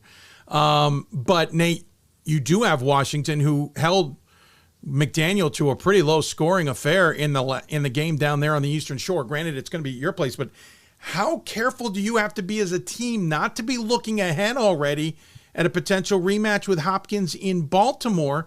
Because this Washington team could stub your toe a little bit, and you're in a great spot in this top 8. Yeah, no doubt about that. I think we're going to have to rely on kind of the way we've been built in our culture, and that we've always taken one game at a time and not try to get ahead of ourselves and really try to focus in on the task at hand. And this time of year, there's no better time to do that, right? I mean, this is truly one and done. And obviously we have the hope that the NCAA tournament's still on the board for us, regardless of what we do in the next 2 games. But we're trying to win championships. We're trying to win conference championships, and we don't get that opportunity unless we take care of business tomorrow night. So, and Washington College is a formidable opponent. They play defense really, really well. They're at the top in scoring defense in our conference, and that they're there for a reason. They rebound really well, they defend really well, and they control the pace of the game really well. So we're going to have to play our style. We're going to have to get after it, and we're going to have to beat them at their own game when it comes to handling the boards. So I think our players know what they need to do. Now it's just time to go out and execute. One of the other top scoring defenses in the conference is yours. So anybody looking for offense and a lot of points on Friday night, don't show up to Bream Gymnasium. You just might not see it. All right, I'm throwing the reverse card out there. Enough talking about your own program. It's time to talk about the other program. And, Nate, I'm going to start with you. You got to talk about BJ's program. This is a team that's also got a lot of depth, got some senior leadership, but it's got underclassmen who step up as well. From your perspective, what is it like to watch this men's program on the floor for Gettysburg? Yeah, I mean, I think that's the one thing that does stand out. You talked about it, just even what you said. They have some really good depth. They can bring people in off the bench that are really, productive and they know their roles really well. And I think that's been the biggest progress I've seen in my time watching BJ build this program, is just how guys have really started to understand their role and who needs to get the ball in what situations. And they're very unselfish. It doesn't take much to watch come into a practice or just how they interact with each other. That the culture is what's really strong there. And I think it shows out on the floor and how they interact with each other, how they cheer for each other. And that's just, as a coach, watching a program, seeing that is just a really good sign, and it's going to show for success on the court. And because it starts in practice, it starts in the locker room, it starts how they interact with each other, and you can tell with the way they play the game and the way they interact with each other when it's game time. So that's probably the biggest thing that stands out right now. BJ, when you talk about Nate's program, we talked about it earlier, losing Slozig coming out of the gate in the third game of the season. It's really the Arnoldi and Slozig show outside the arc, but they had to go find some other tools. What did you watch in terms of that team's growth and adjustments, for lack of better word, when Slozig went down? Yeah, I mean, I think Nate already touched on it, but when you're a program built on one game in one day, so much of it is process. And when you're process oriented, you're very solution. You have a very solution fixed mentality. And they've been to 6 straight NCAA tournaments, and they've won 3 Centennial championships in a row. So there's a lot of winning pedigree on that roster. So even if you lose someone like Mackenzie, you still bring back the player of the year in Elena. Shania is averaging a double-double. She's leading the league in blocks. AB Holsinger, I want to make sure I get names right, but she's 3-and-D, 2-to-1 assist to turnover ratio. I got my little cheat sheet here. Nate and I sat down and talked before this day, but I'm an analytic guy, and yes, you are. But yeah, and I think a big surprise, or not a surprise to many, but me just being an outsider, I think Jameson Mott's provided great minutes. I mean, every time I've sat in the bleachers and watched a couple minutes of their game before ours, she always seems to hit some type of step back jumper. So I think they're built to be able to handle that, just like next person up, mentality. because of how process oriented they are. But, I think, when you have someone like Elena too, and you still have the player of the year and she can go get a bucket whenever, I think you're going to go as she goes too. So I've just been impressed that they haven't skipped a beat. It hasn't deterred them from accomplishing what their overall goals are, and that's winning championships. And, I know Nate and Kaylee and Kevin, they do a phenomenal job of preparing their teams for games. So you got to give them credit as well, to not show any emotion losing somebody like Mackenzie. BJ, also from watching you probably seen the same thing I have. The women's program will sometimes, a lot of the time, they don't start games coming out of the gate. They're kind of a slow burn. They're almost like a huge freight train that's got to get rolling.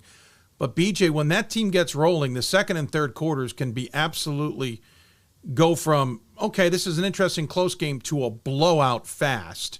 Mm-hmm. What's it like from your perspective, and can you take anything from what they're doing with your program on that transition in game from, okay, we're figuring things out to we just put our foot down and we're walking away now? Yeah, I mean, I think the quarters definitely provides, a unique perspective there of, more opportunity for adjustments throughout the flow of the game. But, I think one thing that, I've always been impressed with Nate, I think when he finds an advantage, he's going to keep going back to that advantage. And I think that's been something that, I've really utilized with our guards is, if we feel like we have a mismatch or an advantage, like we're going to go until someone stops it. So I think that's just something that, we've taken away. And, with that, like, I'll just add is like, my first couple of years here, like, you get on the bus in women's basketball, we just won by 20 or 30 because that's what they always do. Nate just won his 200 game in like 6 years or 7 years. It's ridiculous. But, we were pushed by them just in general of we're not getting on the bus with splits anymore and being the team that lost. Like, we got to go on the road and we got to get sweeps and we got to catch up to this program. And, Nate's been a great mentor and a friend along the way for me of, how you can build this thing and sustain it here. So I'm just lucky that I've had a front row seat to that of, it's really hard to sustain 6 straight NCAA tournaments and have a senior class that knows nothing but cutting down nets. And that's something that we're vying for and we want in our program. So we're just lucky that we share the same space as them. Nate, from your perspective, Josh Merkel kind of had a similar circumstance where Merkel's program at Randolph-Macon is kind of just this juggernaut, and the women's coach kind of came in starting to see how that is working, and they're starting to be more successful result. It's the same here, just reverse gender. You've had this juggernaut program that's been playing so well, as BJ's pointed out, and BJ's the one that's kind of retinkered this men's program, and now they're into this competitive and top of the conference conversation.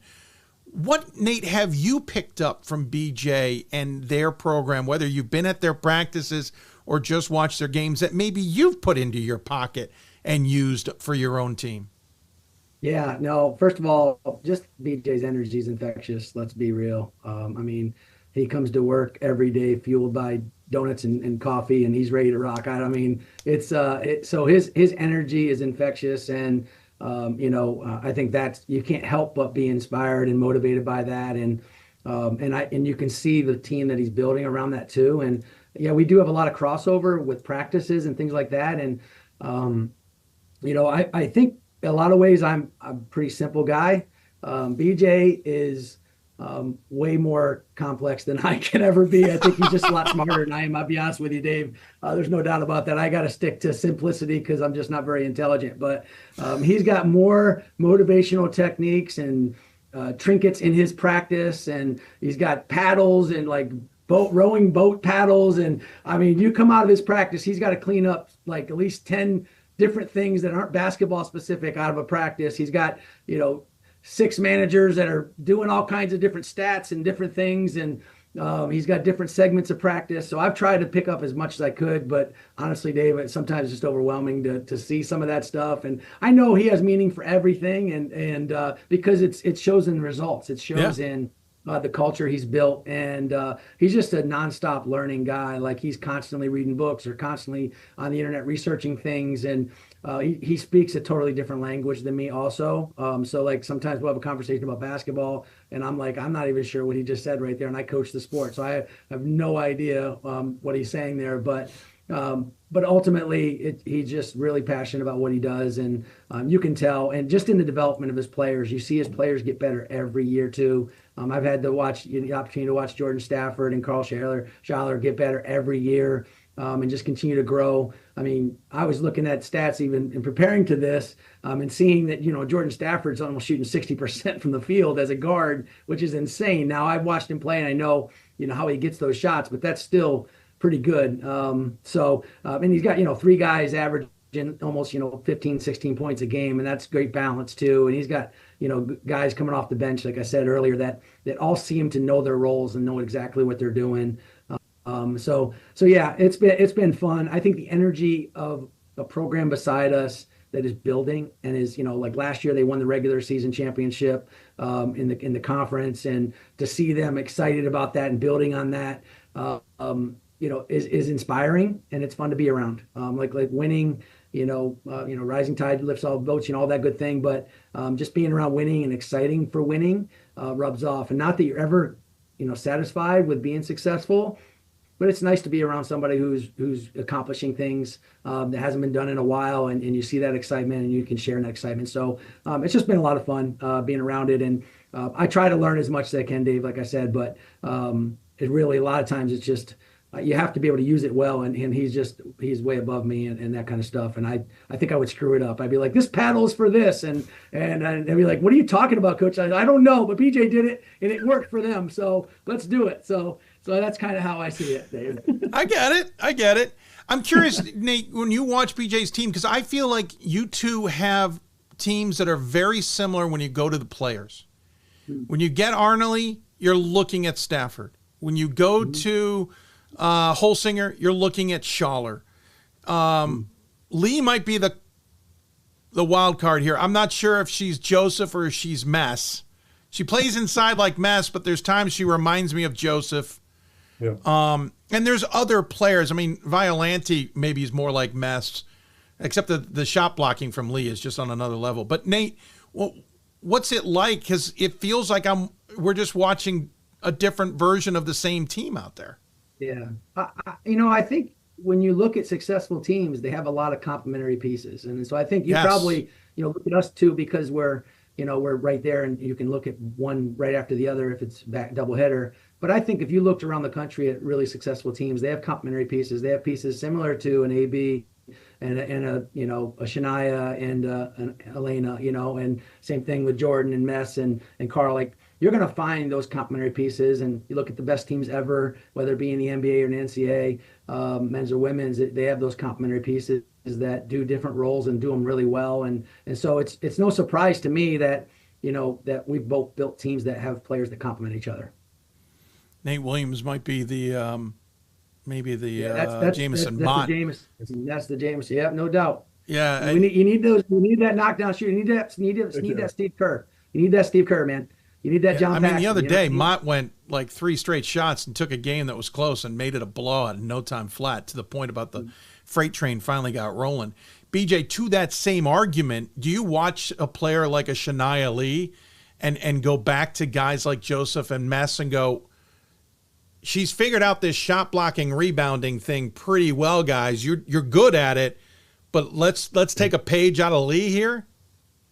I think what's really neat is, when our women play before us, our guys are really active and energized in the stands and supporting them. And, it was vice versa. The women, supported our guys Tuesday night. So I think a lot of the parallels come from that of, supporting each other, in the games and cheering for those type of plays. When Shania blocks a shot, our guys go crazy. They love it. And Jameson hits a step back. Everyone in the bleachers is yelling, man, that was tough. And every time Elena touches the ball, we all just hold our breath because we're excited to see what she's going to do. But I think it's just the motor, the work ethic. And I would say too, is what's really neat about this time of year is there's a lot of traffic going in and out of Bream Gym in the unseen hours of people getting shots up and working on their game. And again, when it's both programs and men and women, and they're pushing each other, and they're the people you travel with, you're here with them over winter break. And, again, like Nate and I are really close. It's become a really cool thing of we don't want to let, this program down and your program down. Like, we know the women they're going to practice next week. I think we're pretty darn close to being able to say we're practicing next week, but we want to solidify that. And I think we both want to make sure that we keep this thing going together. And I think for the college, it makes it pretty unique and special to say that. By the way, there was a play at McDaniel. BJ, you may not have seen it because it was late in the fourth quarter. You guys may have gone back to the locker room. But nothing against Skylar Reale. She got her ankles broke by Bennett for McDaniel on a hell of a little dribble. But then Lee came out of absolutely nowhere and took Bennett's shot and put it into the bench. And Bennett didn't see her coming. It was one of the crazier sequences I've ever seen. Lee just knows where to be at any point in time within 15 feet of that basket, and she's going to get a shot block. To that point, I'm starting to notice Aiden Mess is starting to do the same stuff. It is fun to watch your two programs. And I should have mentioned this at the top of the show for everybody out there. I call a lot of the games at Bream Gymnasium for these two programs, so I get to see them up close and personal. Though Saturday, unfortunately, I had to be up in the bird's nest to watch instead, to call it from up there to tech issues. But great atmospheres, BJ and Nate, at Bream Gymnasium. I know you want to be at home for those. It's not working out right now because you got to be on the road in the semis, BJ, and Nate, you got to potentially be on the road in the championship. But Nate, as a result, and BJ, there's an outside chance. Important to be at home, right, BJ, to try and do this in March if you can at home. Yeah, no, I mean, absolutely. And if there was an opportunity to host, it'd be great. But I mean, we're comfortable playing on the road. I think that's why going down to Hampton-Sydney was so important for us. And Stockton, the sales tournament. I mean, that's why we scheduled the way we did, in case this was our path, and we are where we're supposed to be. So we'll be ready to roll. Nate, again, Bream Gymnasium's great, but you've also won a few big games down at Johns Hopkins, despite the loss earlier this year down there. You got to feel comfortable when you're on the road, even if it is down to Baltimore. Yeah, I mean, obviously we'd love to be at home, right, in front of your home fans, and we have a pretty good record.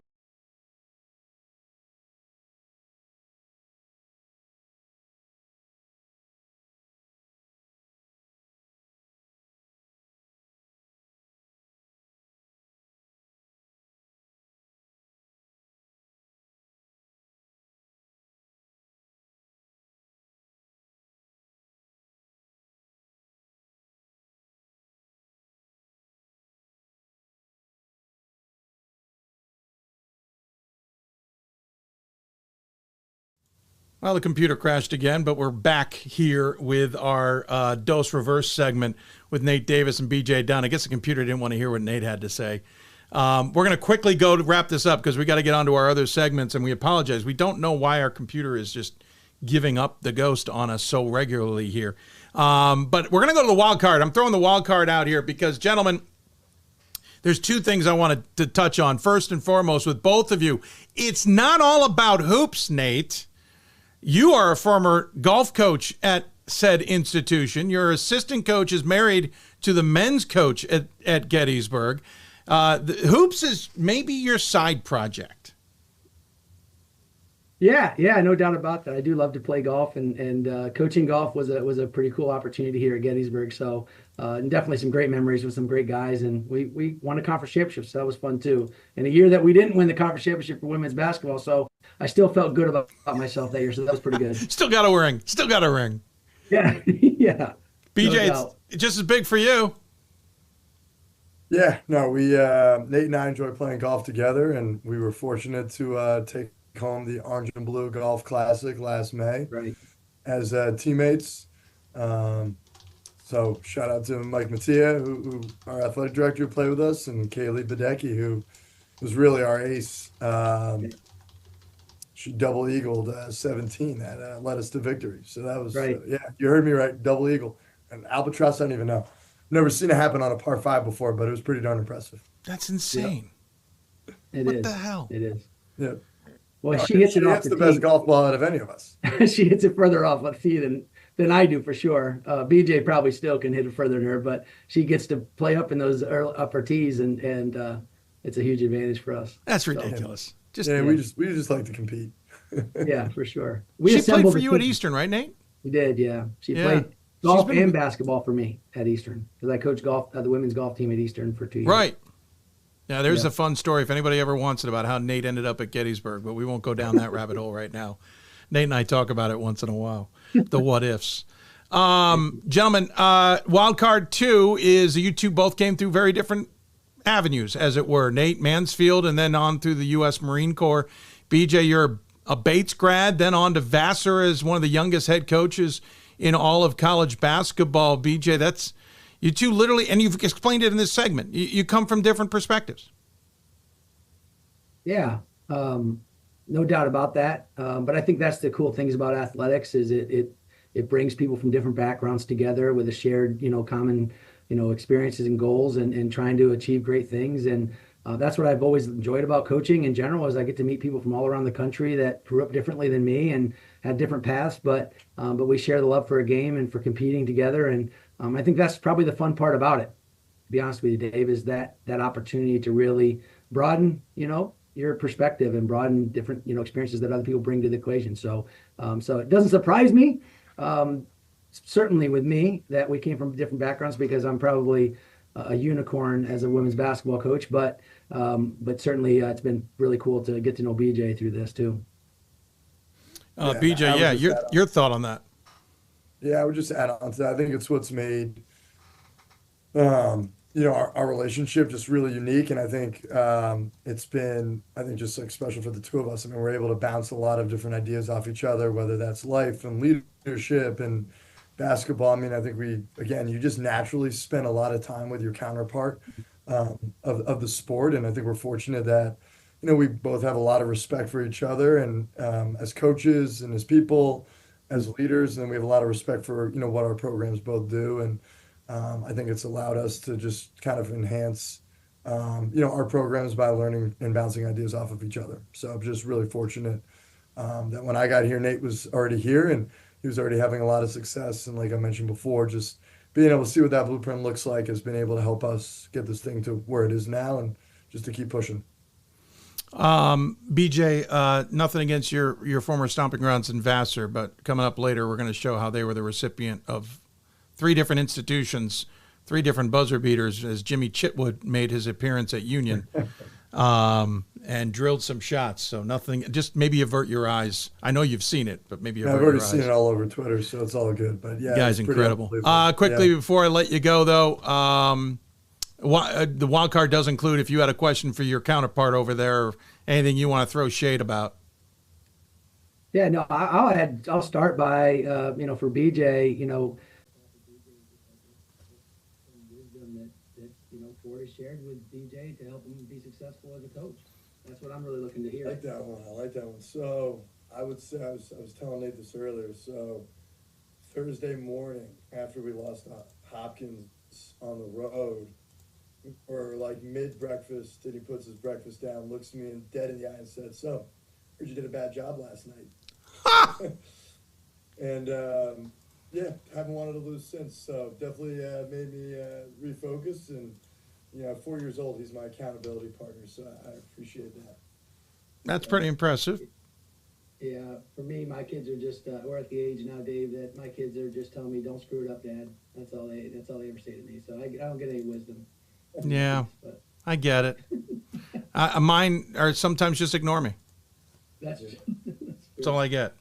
By the way, folks, happy that he knew enough about the game to take a jab at your dad. So there you go. It was good. I was gonna ask Nate. I know he likes to.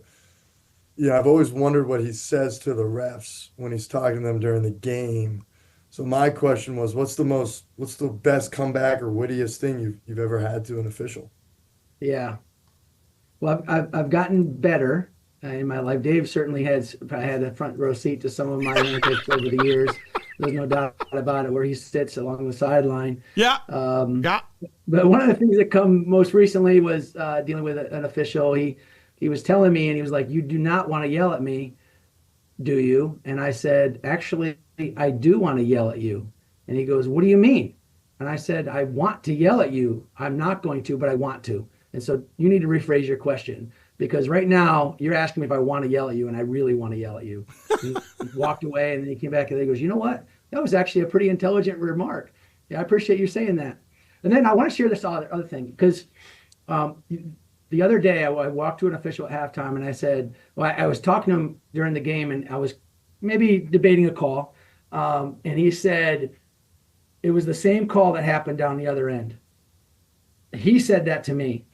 And I thought about it for a minute. And then at halftime, I went out to him and I said, don't use what I say typically to officials against me. Don't do that, because that's my job to say that was the same call on the other end. Don't say it to me, because they were not the same in this instance. That's my job. So those are probably some interactions that I've had recently.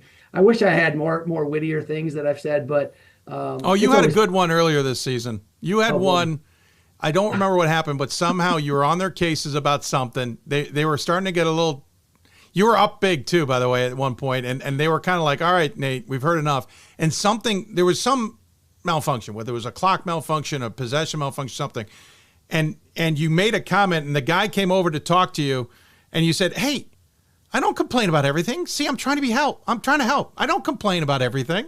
I'm not going to yell at you just to complain. I'm going to talk to you about something. And I cracked up. I had to mute myself. I was on PA for the game. I loved it. I'm in this for the game, Dave. I'm in this for the game. If it's going to help them, I'm all for helping. You know? That was the game I was PA for, so I was right next to you, and I just started dying. I was like, that's just brilliant. Guys, I got to let you go. I really appreciate it. A lot of fun. Obviously, I get a chance to see you guys up close, and it's been fun to chat with you in this scenario. As always, though, we give the guests the final word. Nate, we'll let you get the final word first. Any final thoughts you want to share with those who may be tuned in? Yeah, no, I love this, Dave. I know I've said this to you before, but I just think that the light that you shine on Division III basketball and athletes is so needed, and it's a lot of fun. And just the fact that we can have these kind of conversations, and hopefully, some people find some entertainment out of it. And but I'm just really thankful for just been doing this, coaching college basketball at different levels for a while now, but just seeing the attention and the shine that you put on Division III athletics and our teams. I'm just really thankful for that. So I just want to give you a shout out, because it's a lot of fun to do this, but it's really about the athletes that we get to coach and the opportunity they get to be recognized. Well said, Nate. Thank you. Appreciate that. BJ, any final thought? Yeah, no, I would just add on to that. I mean, Dave, it's pretty unbelievable what you've built, and the fact that now we have this like D3 hoops following of Quillman and Snyder and Scott and all these guys tweeting about, just D3 basketball. I love looking at it on Monday, random Tuesday night, following Bubble Watch, and just, all the light that you guys have just given to our D3 student athletes. I think it's pretty just incredible, and we're so appreciative of it, and our guys are appreciative of it too. I mean, the fact that Stafford had his photo on Hoopsville, I mean, that you have no idea how, far that goes with our guys. So thank you for everything that you've done. Thank you for doing all of our games this year. And hopefully things might work out where we could get you on the horn for Sunday, possibly. We'll see. You got to get me back from Vegas, though. That might be tough. Yeah, it might be hard. I'm not. Maybe I'll call it remotely. Yeah, there you go. Call it remotely from my room. Like, the bar there with all the pools and the TVs. I kid you not. Luke and I know how to do that. Don't put us up to it. I love it. There might be a little bit of a time difference, but we'll figure it out. Yeah, just a little bit. Hey, gentlemen, thanks again. Appreciate the time. You take care of yourselves. Good luck this week, and hopefully in March, and we'll catch up down the road. Sounds good. Dave. Thanks, Dave. Nate Davis.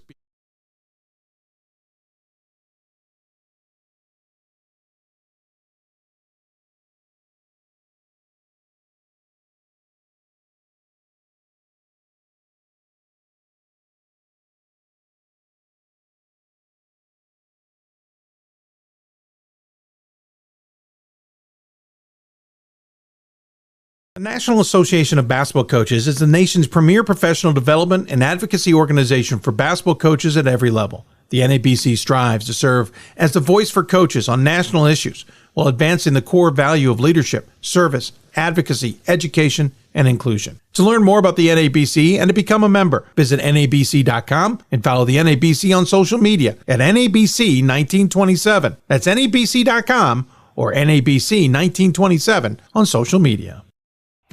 Something I discovered in myself is that if I have a goal, and I can accomplish it. The well-rounded experience. At a Division III school, you primarily a student athlete, so the school is really shaped around you developing yourself as a complete individual. It helps a lot that you have a family with your team that can guide you.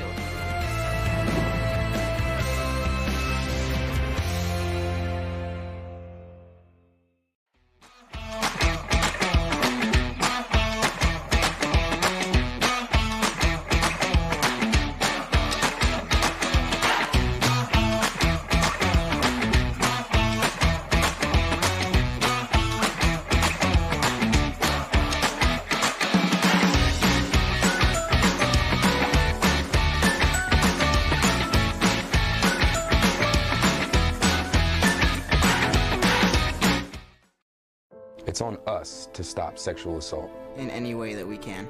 To get a friend home safe. To never blame the victim. It's on us. to stand up. To make our community safe for all. It's on us. It's on us to look out for each other at parties. It's on us. To be more than just a bystander. To step up and say something. It's on us, all of us. To stop sexual assault. Learn how and take the pledge at itsonus.org.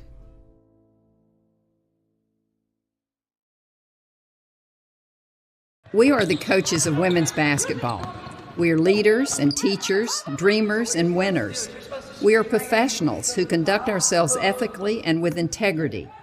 We place the education, safety, and well-being of the athletes we coach above all else and teach them the fundamental values they need to succeed in life. We are coaches united for the good of our game and those who play it. We are the WBCA. I learned a lot of valuable lessons playing college football.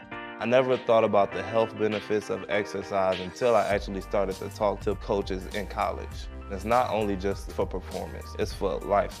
My coaches instilled the importance of well-being, not only building up strength, mental health, getting enough sleep, eating properly is all what it is to be healthy. I decided that I want to go into personal trainer and share my knowledge that I obtained in college about physical and mental well-being.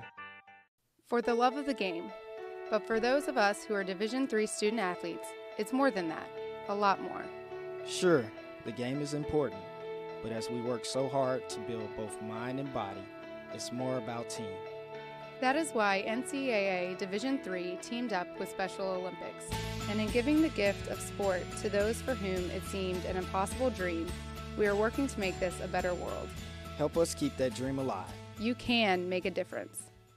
We've got more schools than Division I, more fans than Division II, and more upsets than March Madness. There's nearly 850 programs with over 11,000 games leading to 2 national championships. And we've been covering it all for over 2 decades. From Eastern to Occidental, from Puget Sound to Piedmont, from Southwestern to the University of New England, and from Hope to Calvin.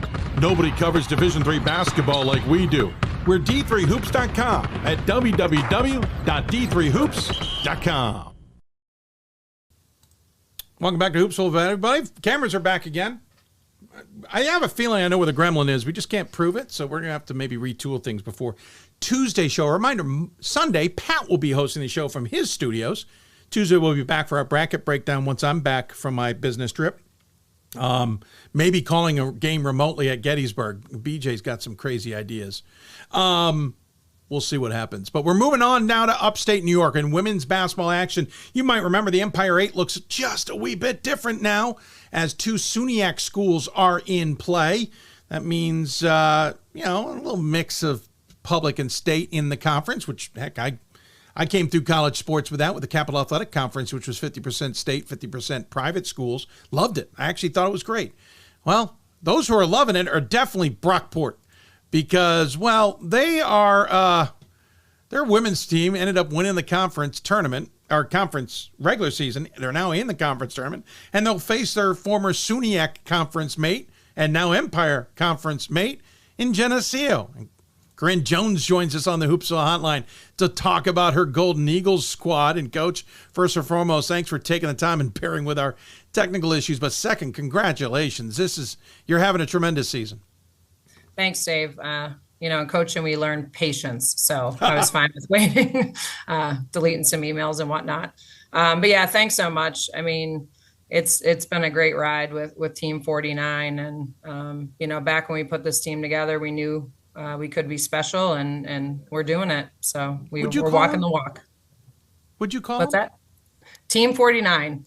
Okay, first question. What is Team 49? Yeah, so we adopted this a couple of years ago because winter sports, your season is 24-25. So we gave our team a name and it's really stuck. So they are the 49th team of Brockport women's basketball. And I can't say that was my idea. But you take from the Power Fives, and I think I may have seen it. Coach Yo, maybe Ole Miss, little shout out. I think she may do it too, but it really is a cool idea. It does. Works out nicely. Congrats to Team 49. We should point out, by the way, the game against Geneseo will be for the conference crown. It is a championship. We've gotten so used to talking about semifinals coming up and all that. The Right. Empire 8 has that design where you got past Nazareth last night. Admittedly, Coach, so I booked this before the game. I sent the email. I said, I want to get you on because I went back and said, all right, they're playing Nazareth. So let me look at the schedule from this season. They played Nazareth on the 4th, and that was a 7th. That was a 13-point win. They played them on the 26th. I mean, I'm sorry. 26 was the last game. I guess that was the only time you played them. Played them right? once, yeah. Yeah. So I'm like, you know what? I have a feeling after a strong conference tournament or a season, and they beat them once. Well, they'll be available to talk to. Okay, listen, that was a 7-point game. I might have risked that too much. Yeah, it's funny because I wondered how confident you were, but we were too. We happened to be down our starting point guard, so that gave me a little pit in my stomach, but.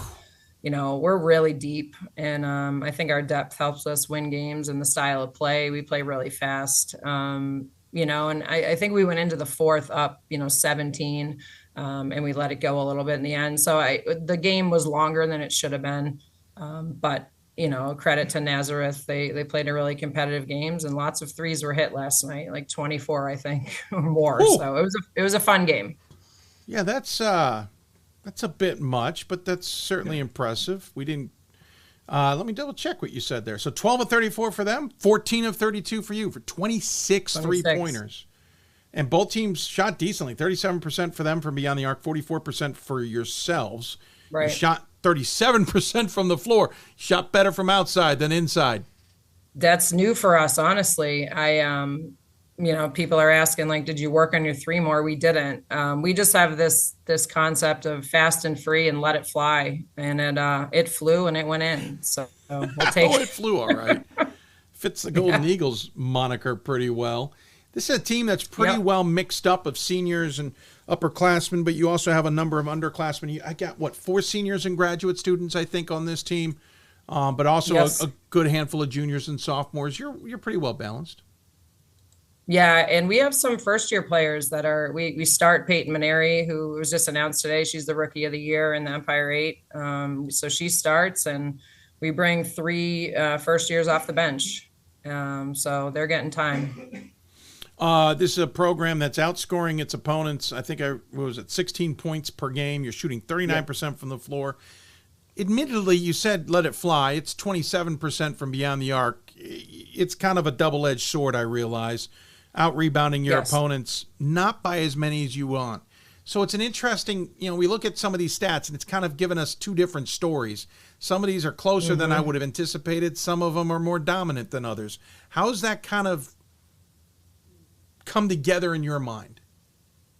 Yeah, so we are trying to play possession basketball, and we knew we wouldn't deboard. We wouldn't defensive rebound well this year with we don't have great size. We lost Zaira Hanna. She's now a student coach on our bench, but she can't play in the basketball games. And she's on our career record list for all-time most rebounds in a season. So we graduated her, and we knew we had to, like I said, do something different. So we picked up a real fast pace to get more possessions. We steal the ball at an incredibly high rate, and we turn teams over. So when you go look at those numbers, they really balance the fact that we're not out rebounding opponents. We just shoot so much more than our opponent that we're able to get more rebounds. So the math actually maths when you look at it.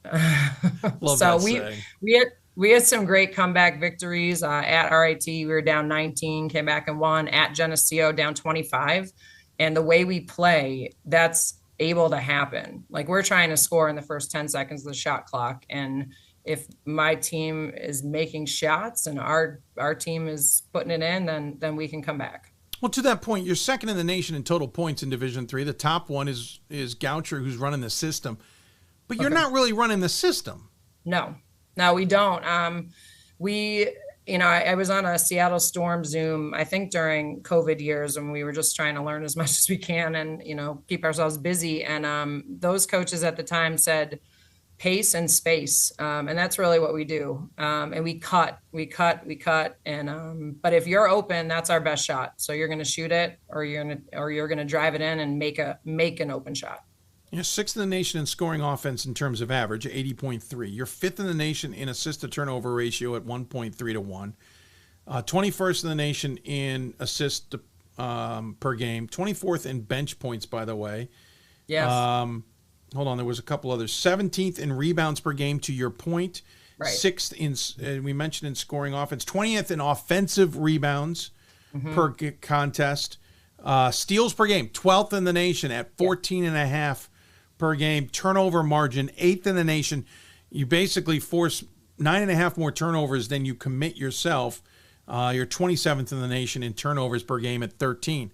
To everything you just said, that's the ramification on the statistical side of it. Is it hard to get people to buy in, or is it easy? They bought in, and it's, when I talk to colleagues in our game that I really respect, and that's what they say. They're all bought in. I have a couple transfers that came in and started right away. And I had some returners that started last year that aren't starting now. But they play just as hard.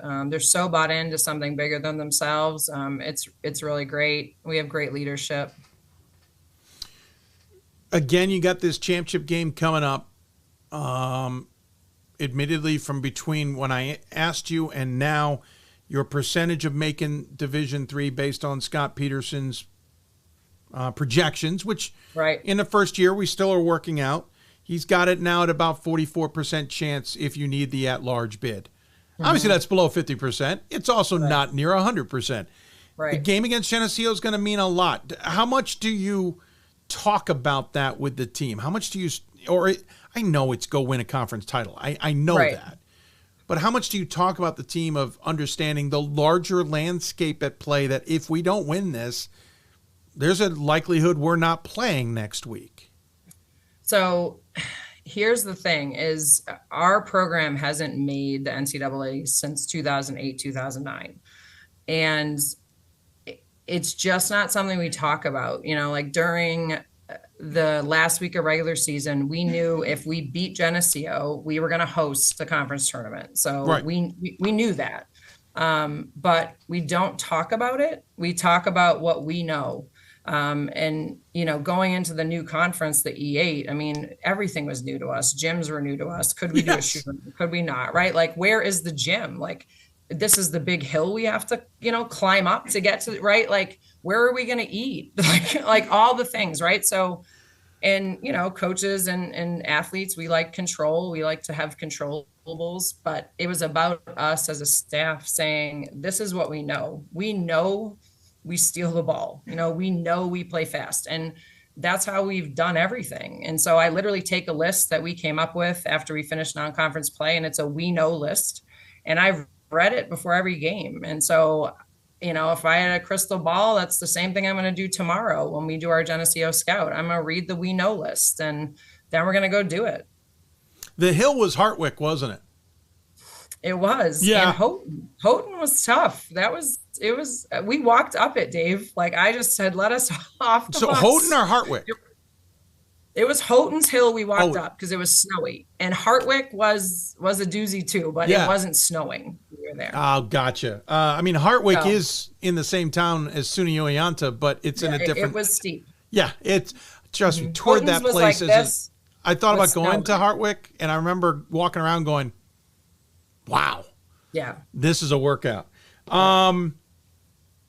You mentioned the E8. We've touched on it here. What's this transition been like? Because I'll be honest, for two centrally located SUNY schools to say, hey, we're going to leave for the Empire 8. If Buffalo's schools had said we're going to the AMCC, New Paltz, which is now announced they're going to the NJAC, yeah, I'm not surprised. But two centrally located moving the Empire 8 kind of surprised me a little bit.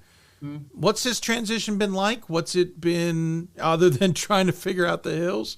What's it been like moving into this new world? Yeah, so obviously when the decision was made, it was at the presidential level of our colleges and athletic admin, right? Always is.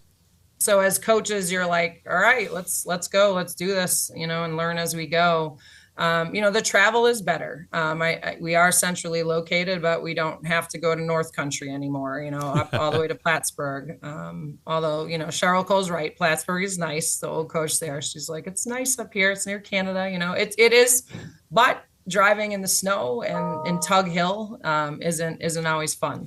So, the New Paltz trip, Oneonta, that's long when you're in, late January, late February, when you're getting ready for playoffs, and then you got to make that trip and then turn around and play in a playoff. Fredonia is kind of far too, a 2-hour Tuesday night game. So I do think travel's been better.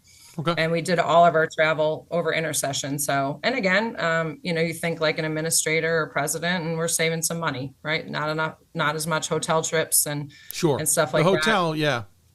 Yeah. So saving some that way too. And like I said, it's been a learning experience in terms of, facilities and student athlete experience and, just getting ready for games, scouting reports and things like that. You just don't know your opponents as well as you did in the SUNYAC. Corinne, you're in your 10th season, right? I am. You are, if nobody knows, a Bowdoin grad. So the I am. NESCAC well, and your senior alma mater absolutely plastering teams right now. Yeah. Fascinating to see how Can I say go you Bears? Is that allowed? You can do whatever you want, Coach. Yeah. I don't go you Bears. I don't care. But I am curious, what's it like to be coaching at a public school?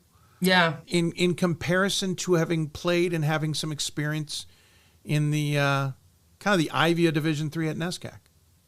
Right. It was different at first and a learning experience. And I've learned a ton over my 10 years.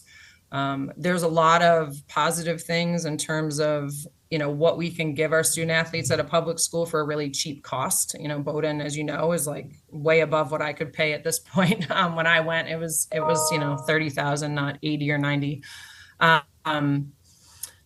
But we can get different student athletes too, like a little more diversity here. And I wanted to coach, when I went out looking for a D3 job or where my next spot was after Division I, I wanted athletes from all types of backgrounds. So that's what I've really enjoyed about being at a public school. But it has been different in terms of like my math brain and my academic brain. And I have a lot of smart student athletes too, but I do have a range, right? It's not a Bowdoin student, it's a Brockport student athlete. So, who's really helped me? And I listened to his podcast, Jason Leone from Oswego. Let's not give Jason any credit. I know I shouldn't, but it was, he went to Rochester. My husband went to Rochester too, actually. So shout out to him as well. Cause nice. If it wasn't for him, I don't know if I would have made it 10 years, but fair. Like Jason went Rochester to Oswego and Bowdoin to Brockport. And I don't know, he said some things that, it is what it is. And we get in, we get out, we do what we need to do. And I've learned a lot over my 10 years and I really enjoy it here.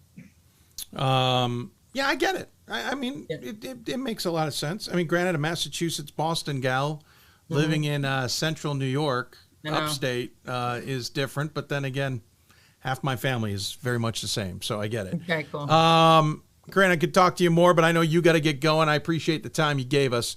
Thanks so much. Good luck against Geneseo. Ironic that the two SUNYACs are facing off in the conference title game in the Empire 8. But good luck nonetheless. Thank you for your time. And before we let you go, though, we always give the guests the final word. Any final thoughts you want to share with those who may be tuned in? Yeah.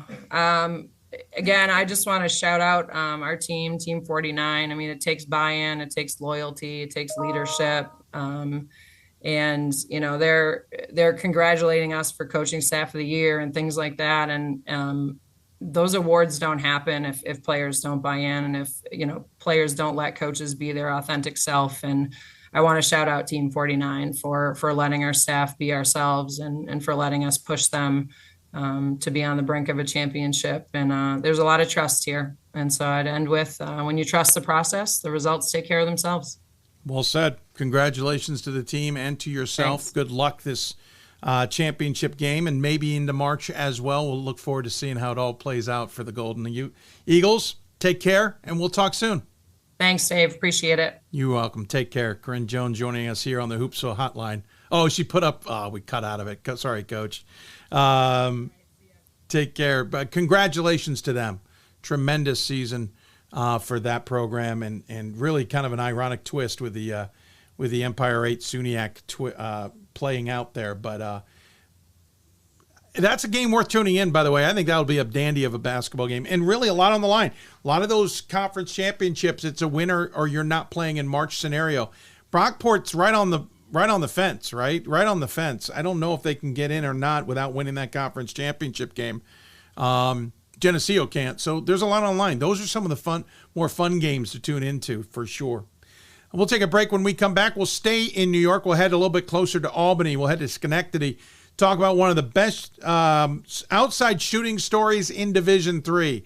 Not once, not twice. 3 buzzer beaters to knock off teams all in the second half of the year. We'll take a look at all 3, and then we'll talk to Chris Murphy, the head coach of Union, and his hot shooting sophomore guard in Matt Garside, better known as Matty Ice. You listen to Hoopsville, presented by D3 Hoops. Back with more after this. For the love of the game. But for those of us who are Division III student athletes, it's more than that, a lot more. Sure, the game is important, but as we work so hard to build both mind and body, it's more about team. That is why NCAA Division III teamed up with Special Olympics, and in giving the gift of sport to those for whom it seemed an impossible dream, we are working to make this a better world. Help us keep that dream alive. You can make a difference. We are the coaches of women's basketball. We are leaders and teachers, dreamers and winners. We are professionals who conduct ourselves ethically and with integrity. We place the education, safety, and well-being of the athletes we coach above all else and teach them the fundamental values they need to succeed in life. We are coaches united for the good of our game and those who play it. We are the WBCA. We've got more schools than Division I, more fans than Division II, and more upsets than March Madness. There's nearly 850 programs with over 11,000 games leading to 2 national championships. And we've been covering it all for over 2 decades. From Eastern to Occidental, from Puget Sound to Piedmont, from Southwestern to the University of New England, and from Hope to Calvin. Nobody covers Division III basketball like we do. We're D3Hoops.com at www.d3hoops.com. The National Association of Basketball Coaches is the nation's premier professional development and advocacy organization for basketball coaches at every level. The NABC strives to serve as the voice for coaches on national issues while advancing the core value of leadership, service, advocacy, education, and inclusion. To learn more about the NABC and to become a member, visit NABC.com and follow the NABC on social media at NABC1927. That's NABC.com or NABC1927 on social media.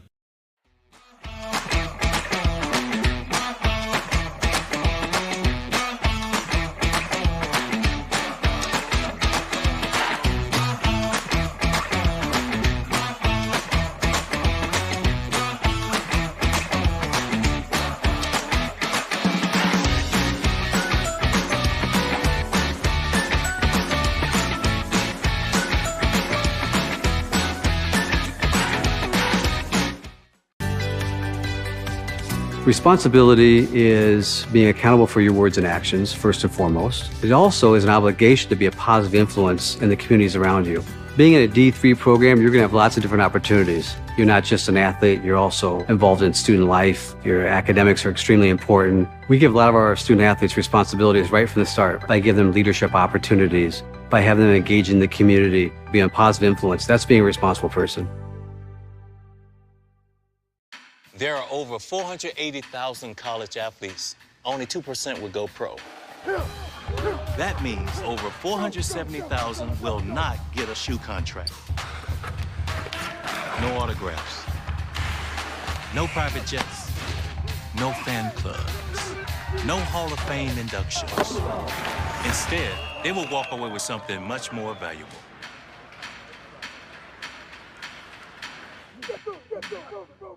I did receive a non-athletic scholarship upon entering school. I got the presidential scholarship, which was huge for me. I think there's more opportunities for academic scholarships in Division III. I did receive academic scholarships just being involved on campus, being a leader, all those things combined kind of get me recognized. It's a great experience for me.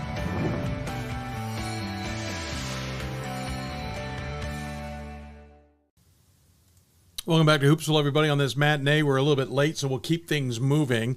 Reminder, Sunday, we'll talk about this in a bit. Sunday, 6 o'clock Eastern time, Pat Coleman will host the Selection Sunday special. And then we'll have a breakdown of the brackets on Tuesday at noon Eastern. Tuesday, noon Eastern, back in these studios. Hopefully we'll hear from the committee chairs on both those programs.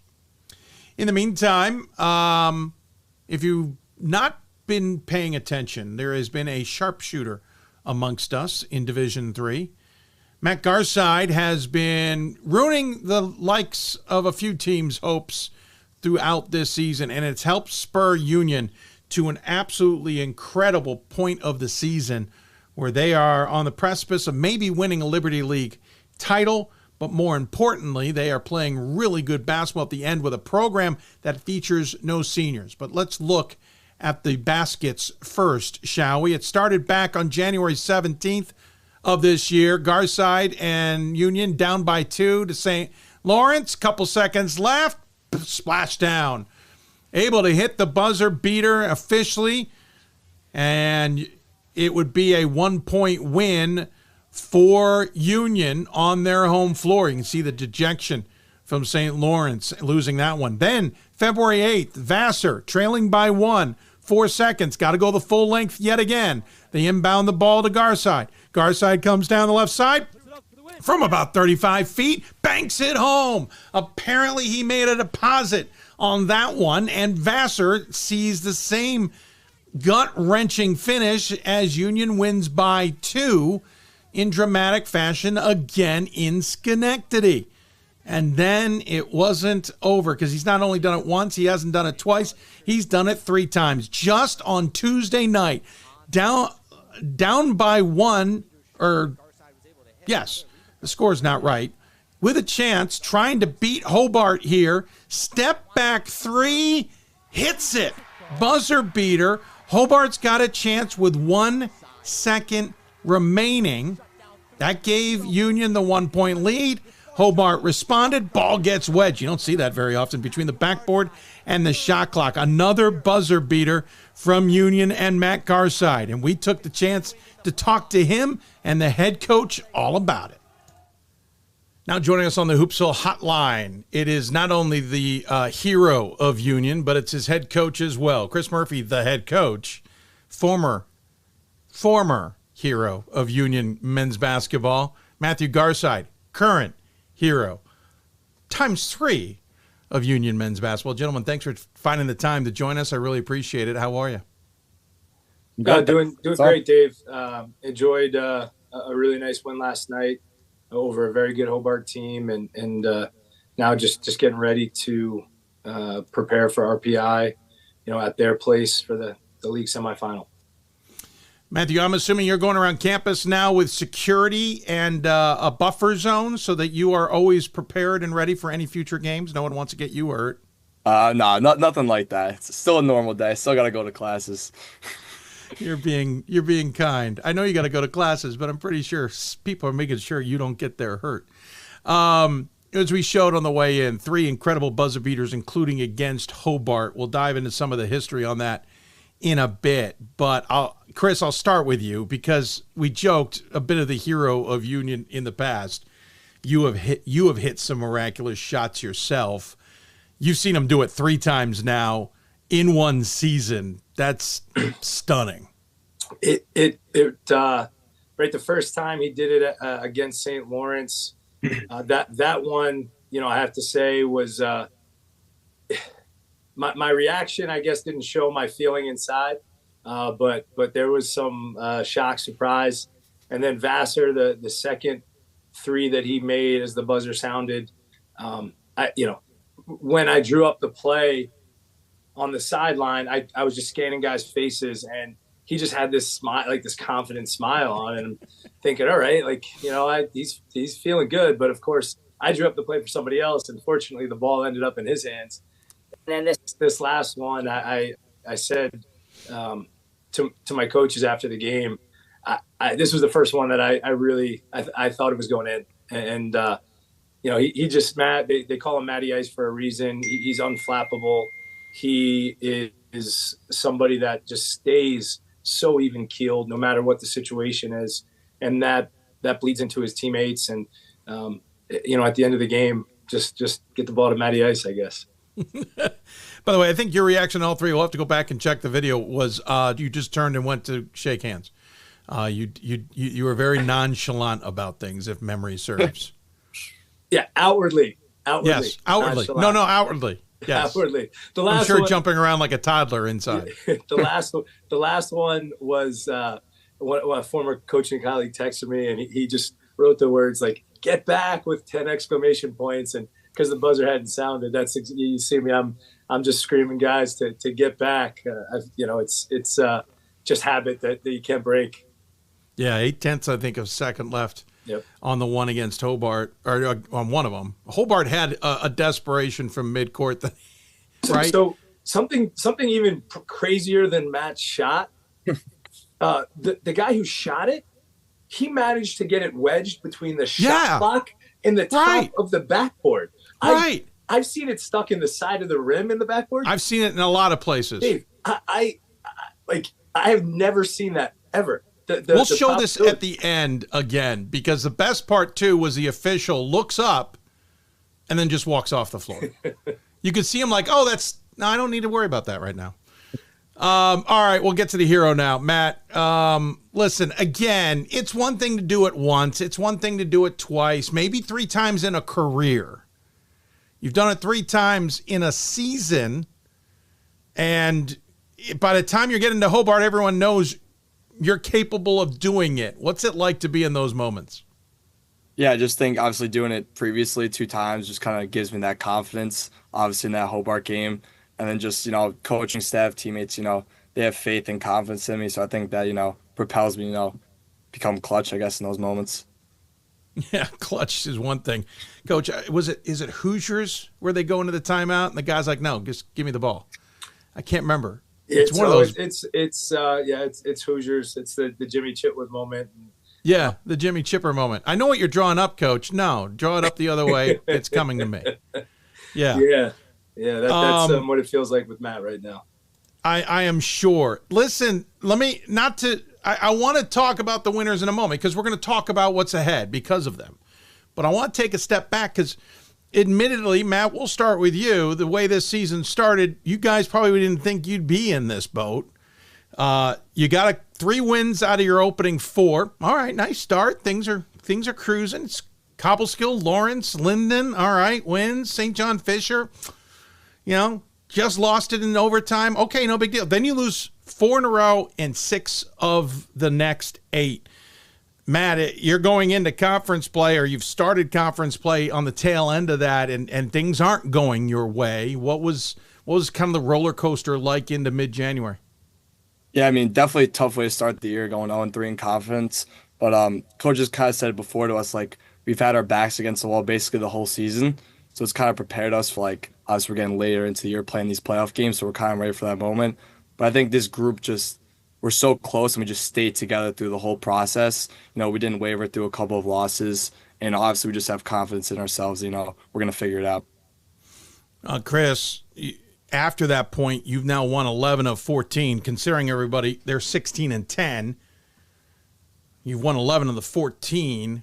Obviously, things weren't looking good, but the second half has been a whole different can of worms. What's that stretch been like?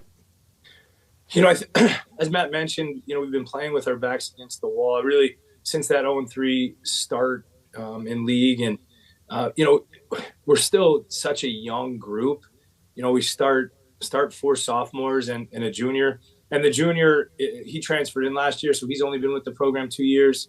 And then we have another sophomore that comes off the bench and 2 freshmen. So there's so many new faces still that are growing and developing, and really developing a connection on the floor. 2 of our juniors, Aaron Cummings and Neil DeTero, both got hurt, and those were our guys that had the most experience. So a young team got even younger, and I felt like our guys, they care so much, and early on we were pressing when things weren't going well.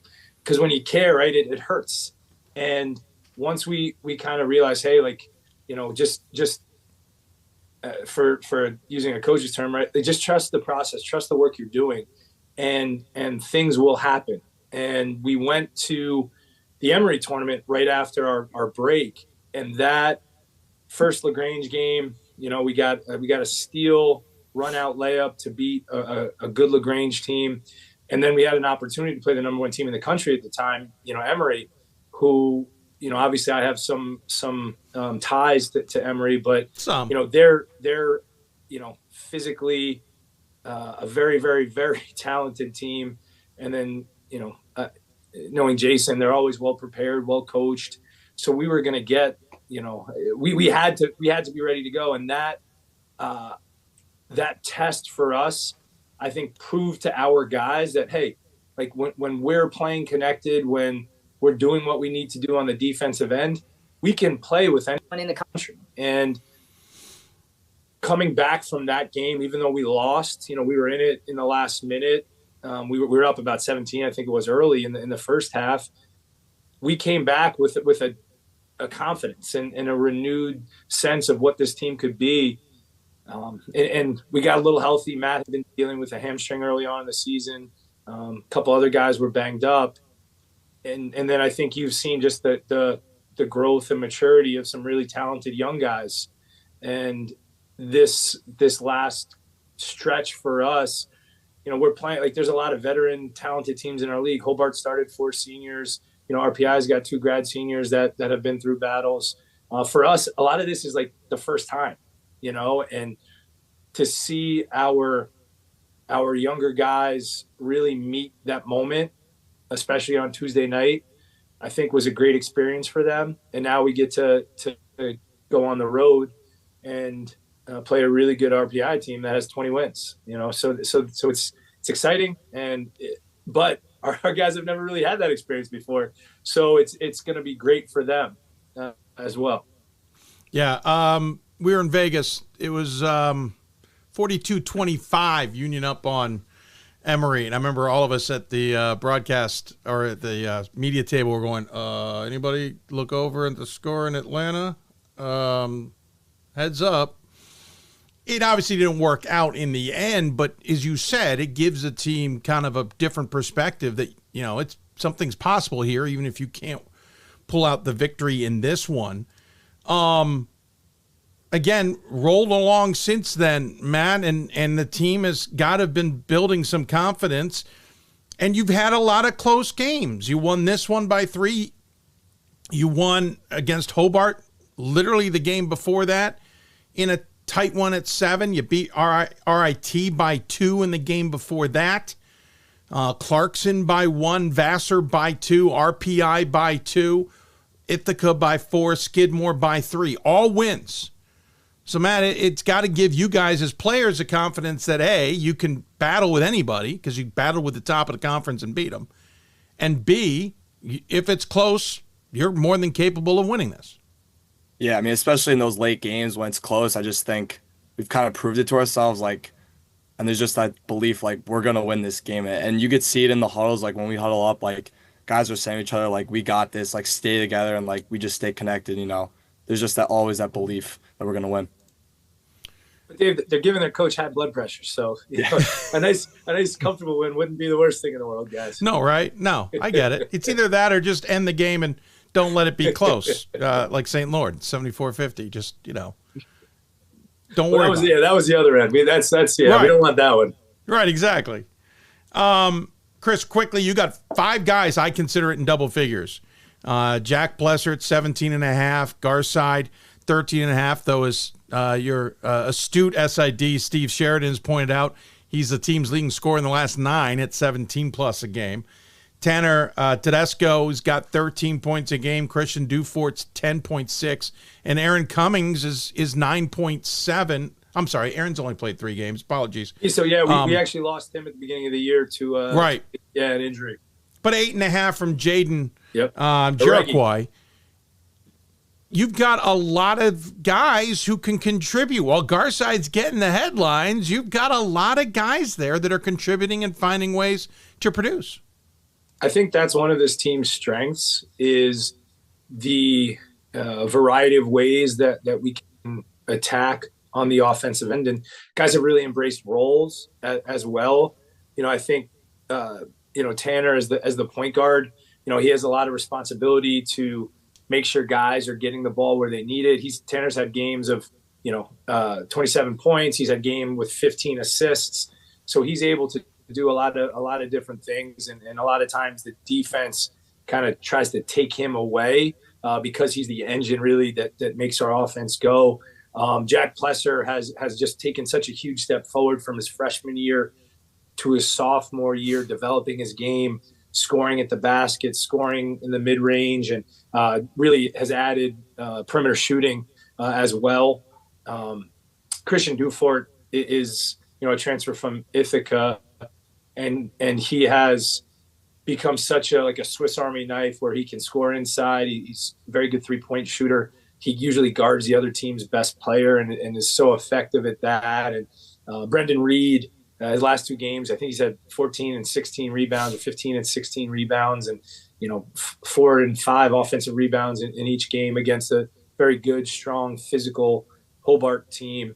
And Jaden coming off the bench who has just given us a spark. And then you have Matt, who, as you said, over the last 9 games has been our leading scorer. And I think there's no surprise that as our team has improved and taken a step forward, that Matt has also done that. And he's just a guy that, he's so consistent day in and day out at practice. And even if his jump shot's not falling, which it's rare cases that happens, he's really just found different ways to score as well. And we challenged him on the defensive end. And, he had to guard Hobart, one of their best scorers in the last 2 games, and he did a great job there. So I think guys have kind of figured out their roles, and we've had different guys step forward.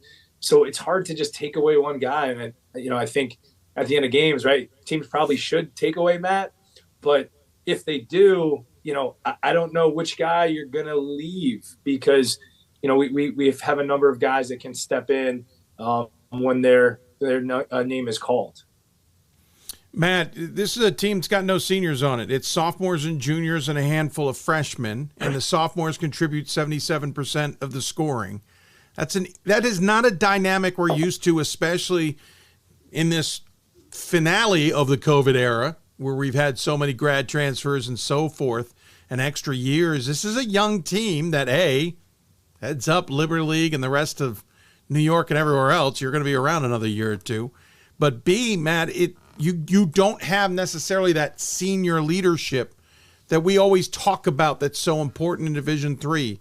What's the locker room like, especially with a sophomore class of yours, Matt, that's leading the way? I think you could attribute a lot of it to the seniors that we had last year. I mean, we had a great group of guys that really taught us incoming freshmen how the program should be run, kind of the tradition and culture that we need to have. And then the sophomores and juniors kind of all stepped up into that leadership role. There's no really captain. It's kind of a group effort in terms of leadership. We all hold each other accountable, but I think a lot of it can be attributed to the last year's guys that really taught us what to do. That's certainly a testament. I would agree, but it's also that you guys absorbed it, right? That you guys took it in, made it your own, and then now do something with it. There's a lot of senior classes going to walk out and the class goes, forget it. That freshman year, it was a big learning process for I think a lot of us. And, same thing as this year, start of the year went through a lot of adversity. And I think that just kind of has molded us into the people and players that we are today. So you got, again, RPI ahead of you. You beat them in overtime, 79-77 at home just a few weeks ago. Prior to that, lost by 5 at their place. These have been close games, Chris. What are you expecting? Crosstown rival, semifinals of the conference tournament. I think as you mentioned, one game decided by 5, the other game decided by 2. And in both games, the team that eventually won started off with a double-digit deficit in the first half. So there's not much that separates the teams stylistically. I think there's some differences. RPI, very, very efficient in the half court offense. They limit possessions. They are one of the best defensive teams in the country. They have some individual guys that can make plays both around the rim and from the perimeter. So it's something that I think this is why you want to play college basketball. This is why you attend a place like Union or RPI. I'm sure the environment will be fun. I think we will be ready to compete, especially after Tuesday night. And for a lot of these guys, it was their first real experience in a big conference tournament game. And I know our RPI has been in these situations before, so I know Coach Gilbride will have them ready as well. And I'm excited. I embrace this opportunity. I know our guys do, and I expect a good crowd, and we'll be ready to put our best foot forward. Man, this is, as Chris said, this is the first time you all are kind of experiencing the tournament aspect of things, where everything gets ratcheted up another level. You experienced it already at Hobart. What's the expectation come RPI? Yeah, Coach kind of said it. It's gonna be a good crowd. It's gonna be loud, but kind of like what we talked about previously is like we've kind of been playing playoff games since like December, early January. So I feel like we're kind of built for this moment. This team's ready to go out, go on the road, and hopefully get another playoff win. Hey, Matt, I'm curious, what attracted you to Union, other than Schenectady, which northwest of Albany, and a tough name to say if you don't know how to say it. What was the attraction for you to a program that maybe wasn't on everyone's radars? I think one of the big things was just meeting the guys on the team. Like, they were just so close, and I could tell they had almost like a brotherhood type bond.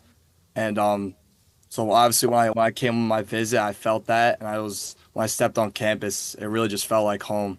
And once I got home for that visit, talked to my parents, and within the next couple of days, I committed and knew this is going to be the place I was going to spend the next 4 years. We should point out you're from about midway down Long Island. Pain in the rear end to get off the island, get up through New York, get up I-84 to any semblance of what Albany is or where it is. So hats off to you for even getting off the island, for that matter. Yeah, my family does it about every weekend to come to every game. They're really supportive, but they're willing to do that 3.5, 4 hour drive every weekend to support. So it's definitely a tough one, though. I get it. I went to school in northwestern Connecticut, and I had a lot of friends from the New York area. It was hard back in the 90s. I can only imagine what it's like nowadays. Chris, what was it about Matt and his class, for that matter? Sure. So with Matt specifically, we actually recruited his older brother. Prior that, he ended up at a different school, but wrong choice. A former he went to a great place, great school, great coach, and but so there was some prior relationship there with Matt's family, and then a former assistant coach of ours actually grew up in the same town as Matt, so there was some connection, and then had a chance to see him play after he shared some film. And once I first saw him, I remember we were at an AAU event, and I'm like, yep, we need to get this kid. So I actually came back. They had like a 10:30 game or 10:15 game. I don't even remember exactly what time it is, but I'm like, just I'm coming back to watch you 10:30. And I went, and I remember he played a team from Albany, a local team, and we ended up recruiting a kid from that team as well, who's part of our roster. But at that point, it wasn't to evaluate him; it was just to try and go above and beyond, because Matt was looking at some great schools, but you could see, like, if he needed to be a point guard, he would play point guard. He would get other guys involved. If he needed to score, he would figure out a way to score, whether it was off the ball or on the ball. And he just, he knew how to play. He had that basketball IQ, which is a little bit of it's unique to every coach and every evaluator. But but he just seemingly was always in the right spot at the right time and making the right decision. And then his demeanor, just what you see on the court now is what he was. And then he went off to have a great, senior season and was all state and, player of the year. And he was someone that we identified early on that I took the lead on, but my assistant for Matt's class, Kevin Weckworth, a former player, he did an awesome job. He was at Hartford with Aaron Toomey afterwards, and now he's in the Buffalo area, not coaching. But he did an awesome job getting involved with guys. That I think there's 7 guys overall in that class, and then Christian was number 8 because we lost. It was a COVID group of, I think it was 4 fifth-year seniors and 3 true seniors. So we were replacing a big group, and to be honest, we were coming off a bad year. We had a major injury. We had a guy that tore his ACL. And we were 6-19, and these guys in this group took a little bit of a leap of faith on this program. And after their freshman year, we got to 14-10. We got back into the conference tournament, and this year I think we're seeing a progression forward. And the one common thread I think with the whole group is they're competitors. They want to win so badly. Sometimes it's almost too competitive, and then we got to make sure that we're, it's directed in the right way. But I think that's why they were fine Tuesday night. The moment wasn't too big for them, regardless of how many seniors they were going up against or who they were going up against. They've played in a lot of big games against a lot of really good players, and they were able to find a way Tuesday night. And that's why, as a coach, I'm confident in them, walking into RPI's gym on Friday night because of the kind of people and the makeup that they have. Well, we're expecting this to come down to the end, and Matt hit another three-pointer. Let's see, he's hit 2 from the right wing and 1 from the left. So let's go left wing, even this off, and go to the championship game with a 5th one to decide it. Yeah, sounds good to me. It's just that easy. See, there we go. Chris, you don't even have to draw it up. It's already been drawn. We're good to go. Dave, everything I've drawn up has gone the opposite way anyway. So at this point, just get it in and let Matty Ice do what he needs to do. Hey, reverse psychology coach works all the time. I get it. Gentlemen, appreciate all the time you've given us. Thank you for carving out some to talk about it. Congrats on, listen, just a fun story. No matter how the season ends, fun story. And obviously a program we're going to have to be watching for the next season or two, even after, no matter how this one finishes. As always, we give the guests the final word. Chris, I know you know that. So we'll let you start and let Matt finish so he can get a little time to prep. But we always give the guests the final word. Any final thoughts you'd like to start with? I'd like to give those who might be tuned in. Well, Dave, just thank you for all that you do for Division III basketball, for getting the stories out of our student athletes and programs and teams. Before we came on, I was just trying to give Matt a little background of the show and the growth of it. And it's just, it's a special thing that you do for Division III basketball, because this world is it's neat.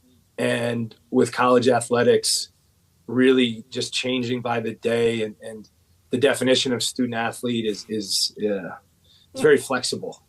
Blurred. I think the ability for you to provide our student athletes with platform is great, and we're grateful for all the work that you do. Well, thanks, Chris. I appreciate that very much.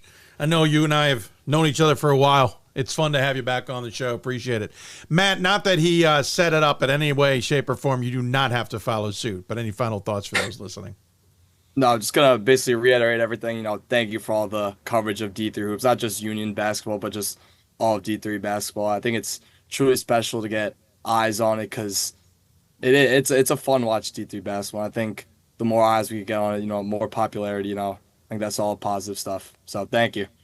Absolutely. Thank you. Got to get you a little on Sports Center maybe now. That's our next goal. Oh, he got after Vassar, we got him. So he's yep. I mean, once out of 3 times, it's not enough, though. That's all I'm saying. Gentlemen, take care. Good luck against RPI. If you continue on, good luck the rest of the way. Otherwise, I'm sure I'll be catching up with you guys in the future. Take care, and we'll talk soon. Thanks, Dave. Thank you. Chris Murphy, Matt Garzai joining us here on the Hoopsville Hotline. What an incredible story, right? I mean, the fact that not only has he hit one buzzer beater this year, he's hit 3. Yes, I'm going to call the Hobart one a buzzer beater. I know Hobart got another chance at it. By the way, basketball getting wedged between the shot clock and the backboard, just unheard of. The referee, a great moment there if you watch the video again. Referee looks up at it like, oh, wait, and then realizes it doesn't matter. Game's over. And walks away, leaves the ball where it is. But then this team is no seniors. It is juniors and a very stout sophomore class. If Chris can put together some interesting scheduling and whatnot, wow. That could be a program to watch for the next few years. Nothing against Chris, nothing against anybody else up there, but I do get frustrated at the scheduling sometimes out of teams from upstate New York. And I know where they're located, but they don't tend to go out, in my opinion, and really challenge for an outside conference opportunity too far away. And that's not indicative across the board. I'm certainly not trying to paint too broad a brush there.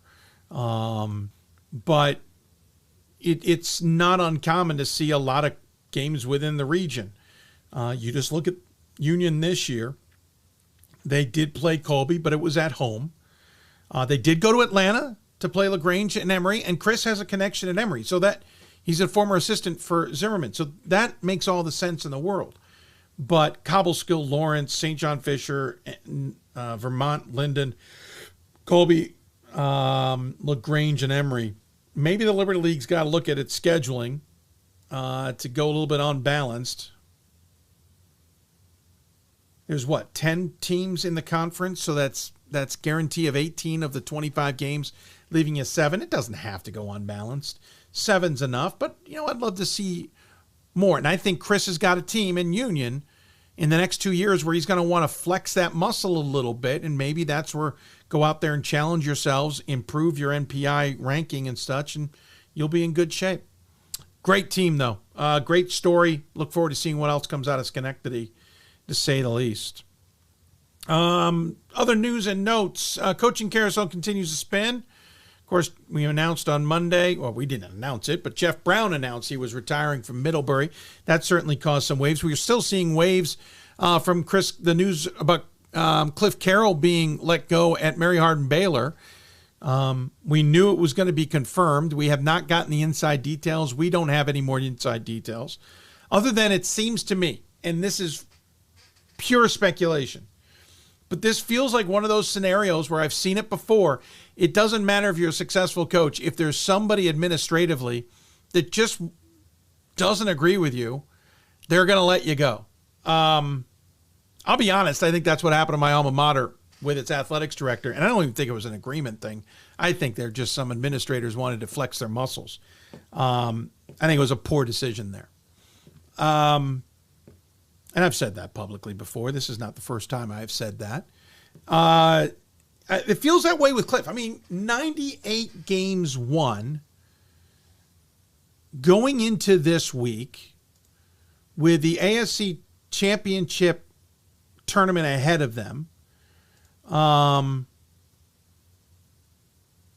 They've got the game against Laterno coming up here on Friday. They have lost 5 of their last 6 and 7 of their last 9.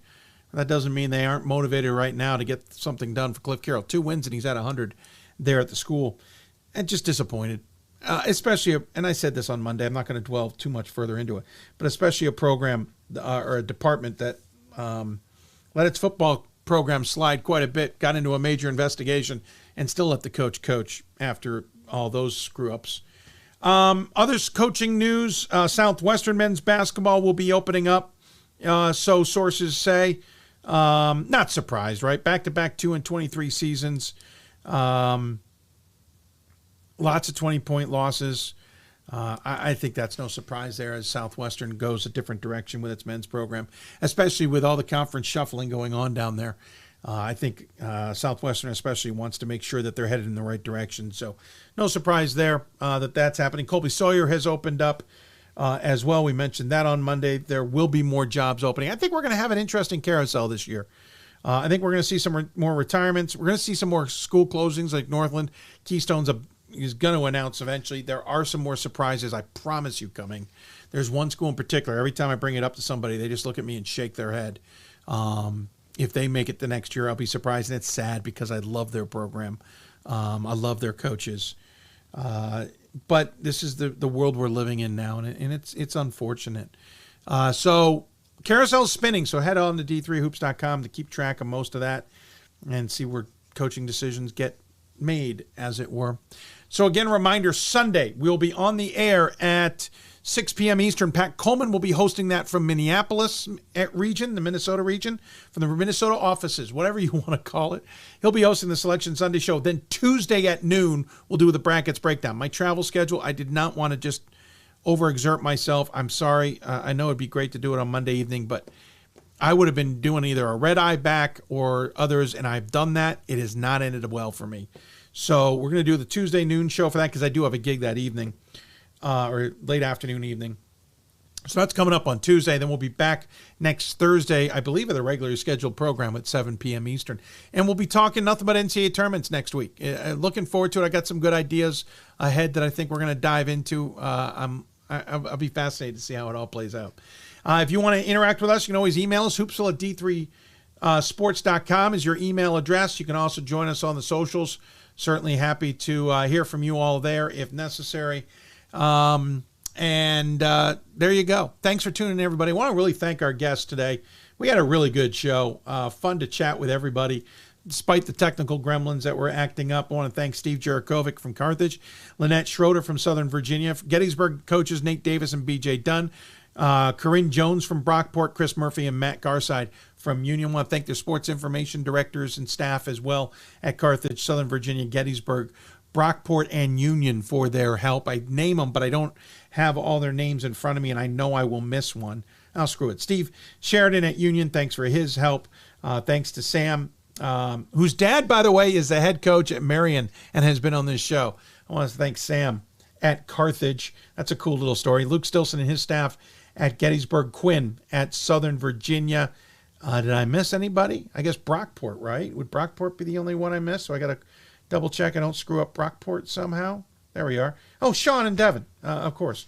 Thank you to them there at Brockport. So that'll wrap it up. Again, Pat Coleman will be hosting Hoopsville Sunday at 6 p.m. Eastern time, talking selections and bracketing for the tournament, maybe hearing from the committee chairs. And I'll be back on Tuesday at noon Eastern with the bracket breakdowns as we look ahead at the NCAA tournaments. You've been listening to Hoopsville, presented by d3hoops.com. Thanks for tuning in, everybody. Hope you enjoyed the show. Thanks for taking the time, and we'll see you back here Sunday and Tuesday. Huge weekend ahead. Stick to d3hoops.com for your latest scores, updates, and all the other information you need, including links to the great work that the Snyder brothers and Scott Peterson and even Riley Zayas are doing. We have links on our websites for all that. You also have the conference trackers there, the tournament trackers. See who's in, see the prognostication of who may be into the NCAA tournament with wins and losses. The conference trackers are on d3hoops.com. That should be your first place to go to keep track of everything in Division III and what is essentially the final, Thursday, Friday, Saturday, 4 days of the regular season. Thanks for tuning in, everybody. Take care of yourselves.